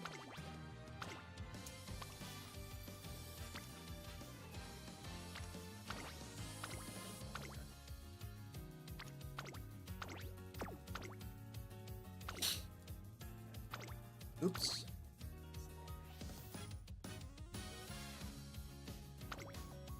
Where is it? Wait. I'm doing what? Wait. Oh, yeah, that's fine. This is cool, this is cool. This is cool, this is cool. Maybe I could get rid of the Cosmic card.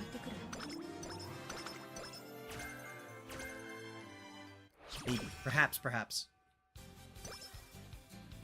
衣装に Alright, let's move. 勉強だな。さて。任せてくれ。 Banger.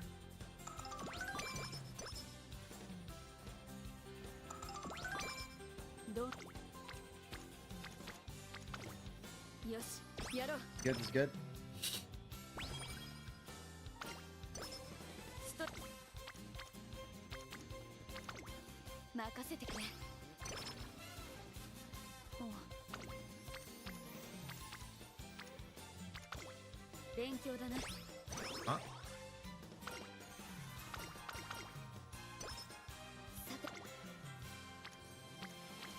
Wait, this is actually so good. That's so good.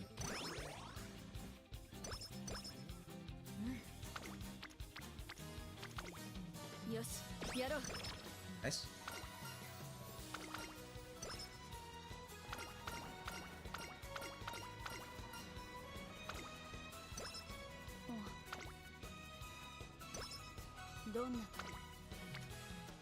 Oh my gosh. 見ていてくれ。早くなる。よし、やろう。いっぱい。任せてく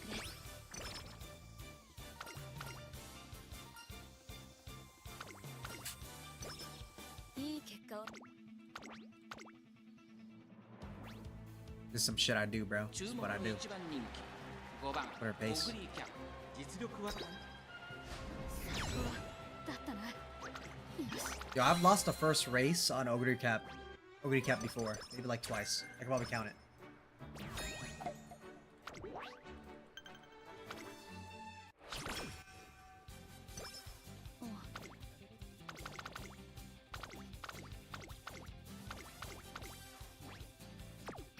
See if we can get some mile races done.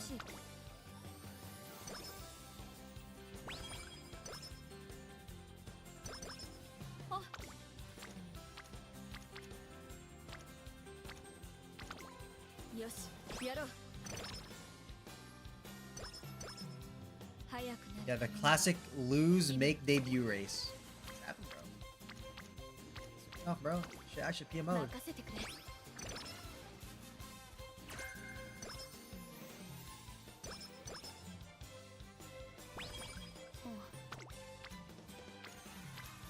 Gosh, 見ていてくれ that's good. Oh, banger.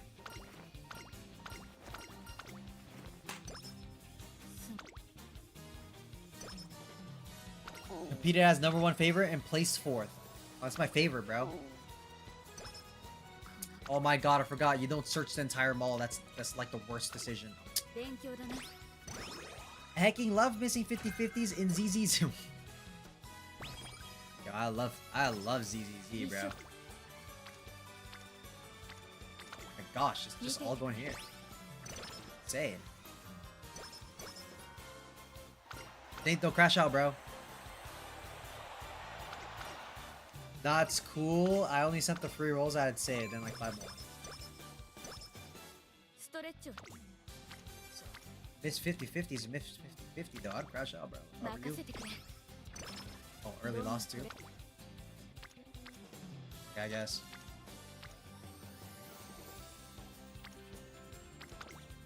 よしやろう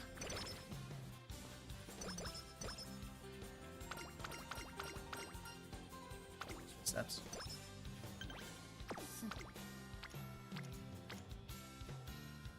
Like that. 見ていてくれ Young, crash out for him. 50/50 loss. Oh my god. The fire enough for now.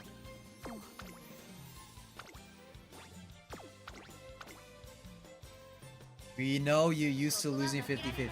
Hey, bro. Okay, bro.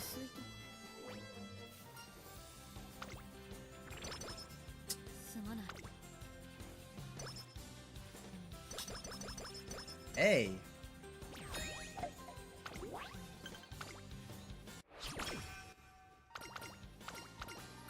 Big meal to start off.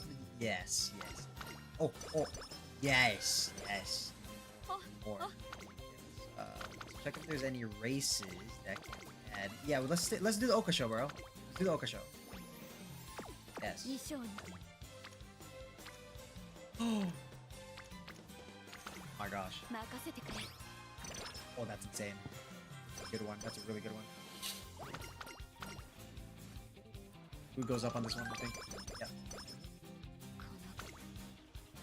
Oh my gosh. Stamina is definitely getting reached on this run. Oh, dog shit luck has been funneled somewhere. Where did it funnel, bro? トレーニングだ Ooh! A good one, too.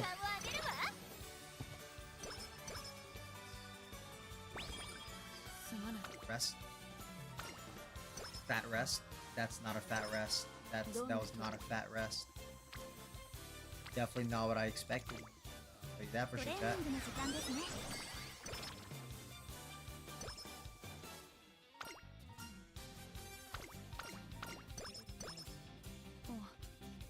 少し疲れがあるみたい Oh, I read it wrong. You said all my dog shit luck has to be funneled in somewhere.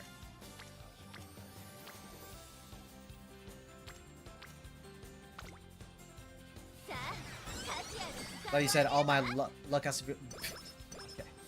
Anyways, bro. What games would you say you're lucky at, bro? What games would you say you're lucky at? 力が湧いてくる HSR? すまない少し休む I can miss out on that one.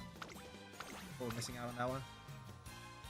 ここは負け Yes Scary. お腹が空いた I hate it when I see 9 pace chasers. すまない I was about to harakite Eiko right there, bro. Ew! you! What do you mean I only recovered 30 energy? Bruh. ここは負けられない一番人気6番オグリ Nice. My luck in HSR is always decent at worst. That's good. Total wrong game. I remember having this conversation before. The total like wrong game to have good luck in, bro. I think my best luck was in Whoop. すまない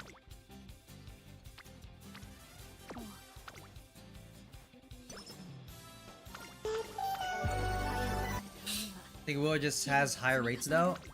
No, I don't think so. I'm pretty sure their rates are like 勉強だな they have guaranteed weapons, but the rates itself are just like どんなトレ it's just slightly like slightly higher. 張り切っていこ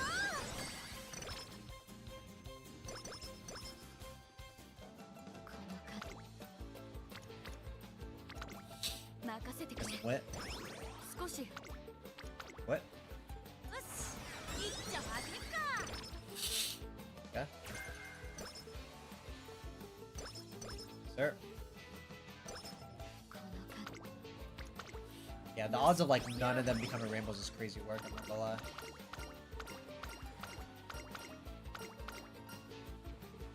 Power. 少し Oh, huge. さあ価値ある膝を上げるわ The rates were higher, I think, because I got so many characters under soft pity.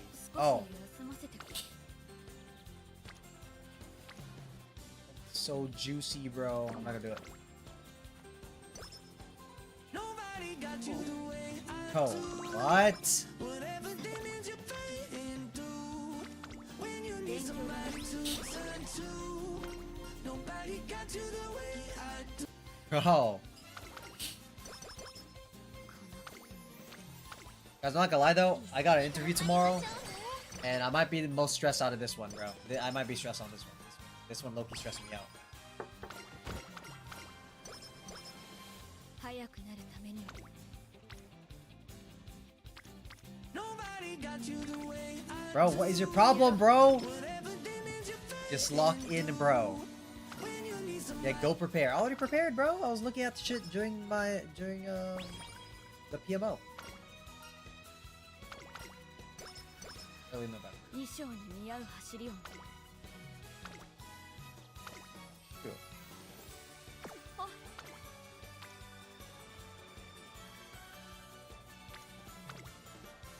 さあ価値ある Don't do Uma, go prepare more. No, bro. Here, man, I'm here. Be okay, bro. The more I prepare, the worse I do, bro. That's how it is. Yo! ここは負けられない一番人気 Come on, man. オグリキャップ 実力は完全に上位ですね よし The fuck they even gonna ask? They're gonna hit me with the they're just gonna hit me with the tell me about yourself. Tell me about myself. Bro, I only know how to talk about myself, bro. You know what I'm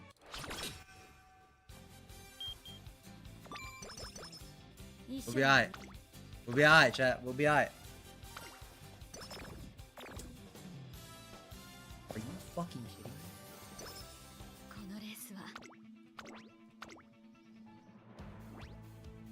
Wow. 注目の2番人気13番オグリーキャップ よし Oh, what is that, bro? お腹が空いたの Oh my god. Bro. Why should we consider you over other candidates? I believe that my... GG's, bro. I just like fucking lost, bro. GG's, I just lost. I'm a lifestyle content gooner. Okay, bro.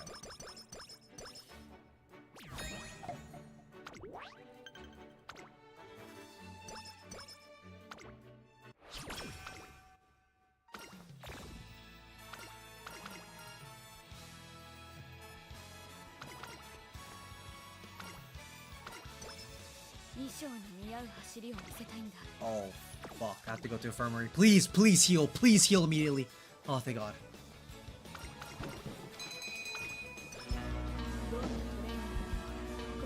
Bro, why? Why? Stop, bro. Stop, bro.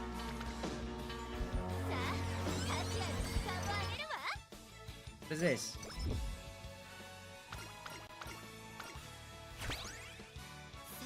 The teacher's trying to take my phone, but I'm not done asking ChatGPT what my name is and what I did over the summer. Okay.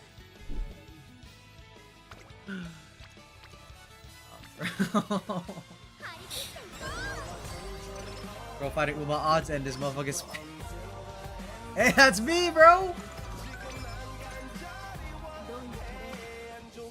Yeah, be honest, I hit that shit, no? I ain't gonna lie, I hit that shit, no? Hit that shit, no?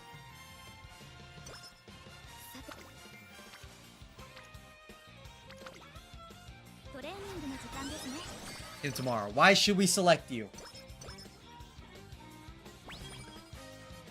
Come on now. I traded Jollibee for cramps.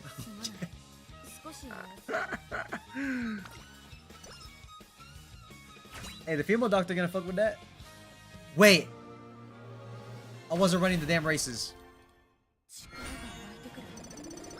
my god, I forgot about the races. Oh my god. Oh my god. Oh my god. Am I cooked? Oh no, we're good. Victoria Miles in 2 turns. We're good, we're good, we're good.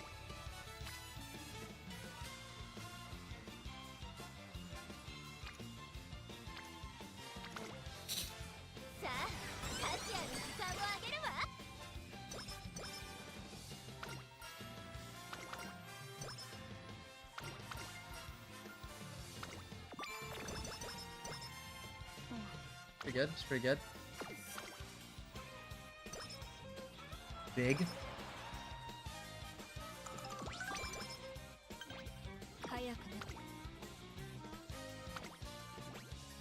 Oh my gosh, I want this race, bro. Oh my gosh, you see this? You see those triple circles? Oh my god, I'm a late run this one too, bro. There's too many people in pace. Watch this. Blast through the crowd. Banger. Very fucking serious. Are we serious? Ken! Dude, I hate that. Why does it take 30 of my energy? I don't care. I don't care, bro. I don't care. I deadass don't care, bro. Oh my god. Like, are we deadass? You're gonna siphon more of my health just to put in the fucking guts after this too. This dumbass game. Alright, bro. Lock in, bro. Lock in, bro. Oh. For what, bro? For what, bro? For what? No. For what? For what, bro? For what? Yes. For what, bro? Like what? What are we doing here, bro?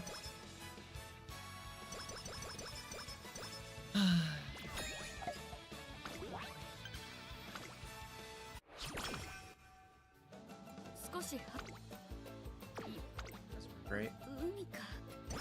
That's really great. Oh wow, did everyone transfer to a different school? Oh wow. Look at that. Oh my god, everyone just transferred out, I guess. Like, apparently everybody transferred out. Apparently every single person transferred out, bro. No one came over for the summer, bro. Like, fuck everyone, bro. Yeah, fucking bro. Yeah, what's this? What's this shit, bro?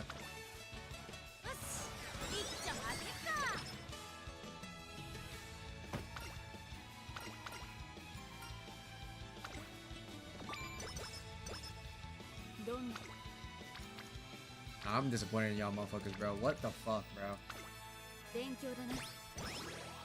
Serious?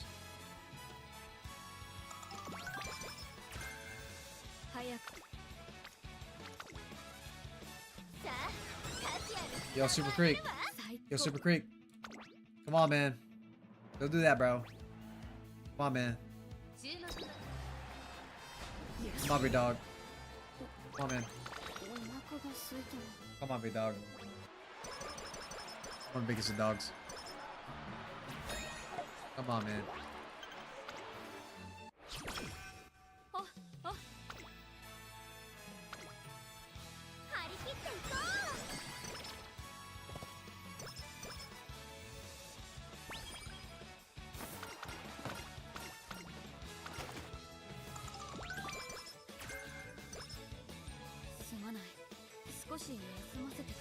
Why did I hear David music? You like David? Yeah, he loves David. Okay. Okay, bro, it's a setup, bro. It's a setup, bro. It's a setup. It's always a setup. It was a setup. Yeah, I can't say anything else. I can't say anything more than that, bro. Setup. It was a setup. That's real shit.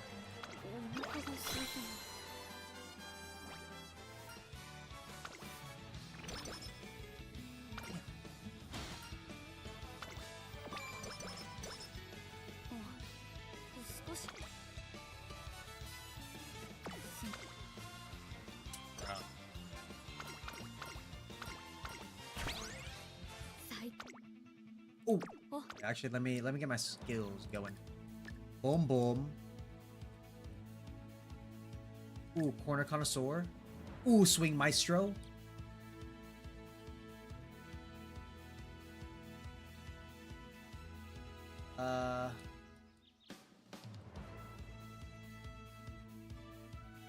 Yes, I like that one too. Like that one too. Stretch Chase is fire too, though. I'm not gonna lie. Let's get home stretch Chase. Sir. So you are setting kids up. Damn. Bro, what is this shit, bro? No, bro, it's not me, man. You got the wrong person, man.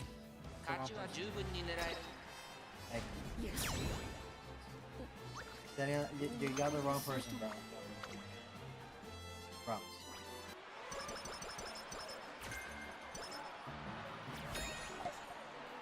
I'm trying to play Uma Musume, bro. Know what I mean?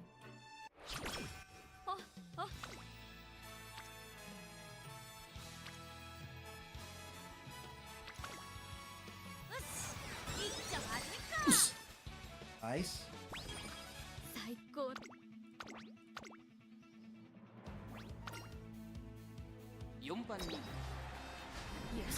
Banger.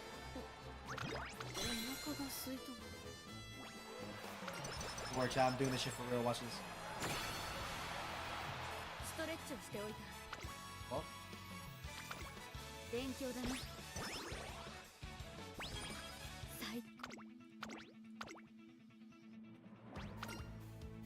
For all the marbles. Banger.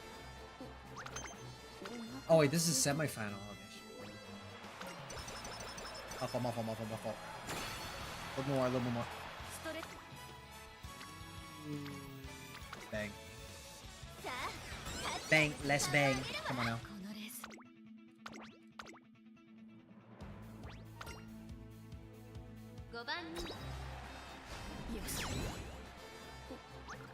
Cinema. We made it through. They didn't want us to win, bro. They did not want us to win, bro. Promise y'all that. They did not want us to win. Come on. We're the ones. We're the ones. We are the ones. Hey. Come on now.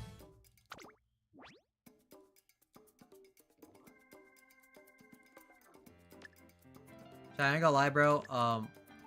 Once oh,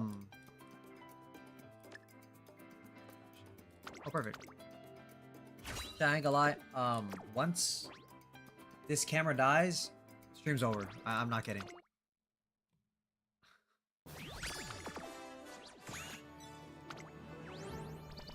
Oh, it's our power.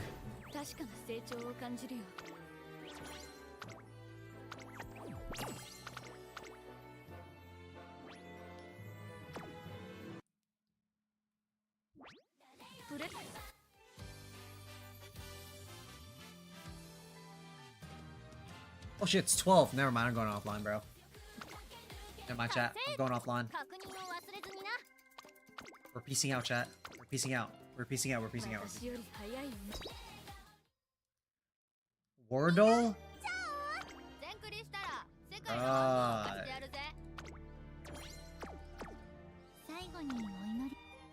Spin the wheel real quick. Yeah, bro, fighting Uma Musume and this motherfucker's good. What?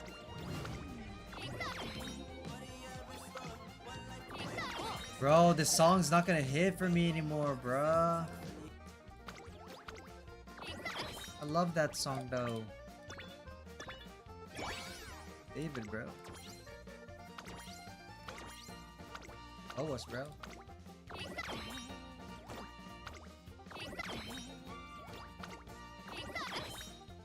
Can't blast that shit no more, bro.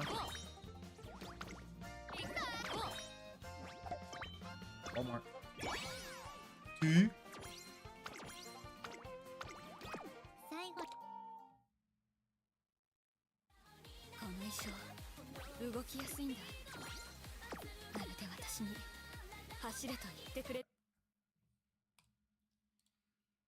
let's do this. Nobody got you the way I do. Oh, chill. Not yet, bro. Not yet. Oh my god. Why don't you do this Wordle real quick, bro? Watch this shit. Watch this shit, bro. I'm gonna clap the fuck out of this one. Pause.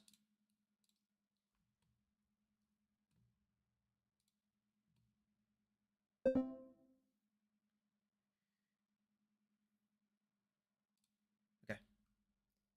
Alien. Sound. Ooh.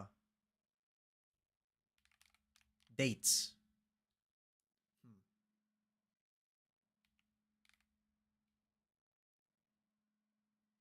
D.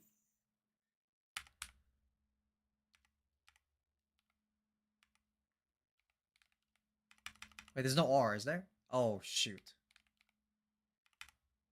Dr.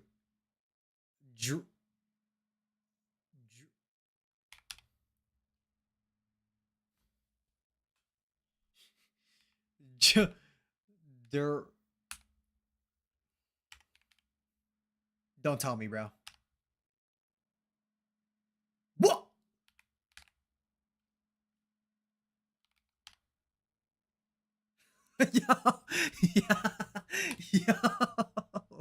Yo, I was about to crash out. I was about to crash out. I was this close. I was this close, bro. Holy fuck. Holy the fuck, bro. Alright, we'll keep that on there. But anyways, guys, I'm out of here. Appreciate y'all. I'll be back on tomorrow, man. We're gonna do study stream back out here at home. Anyway, I love them though, boys. Have a good night. I appreciate y'all as per usual, man. Like, y'all are the ones, man. Y'all are the ones, bro. Real shit. So without further ado, boys, I'll be back tomorrow for 4 PMOs. But I'm not too sure when I'm gonna be on, because probably gonna be on maybe like 10:30ish, 10:30ish. But as soon as I get home, I'll boot up.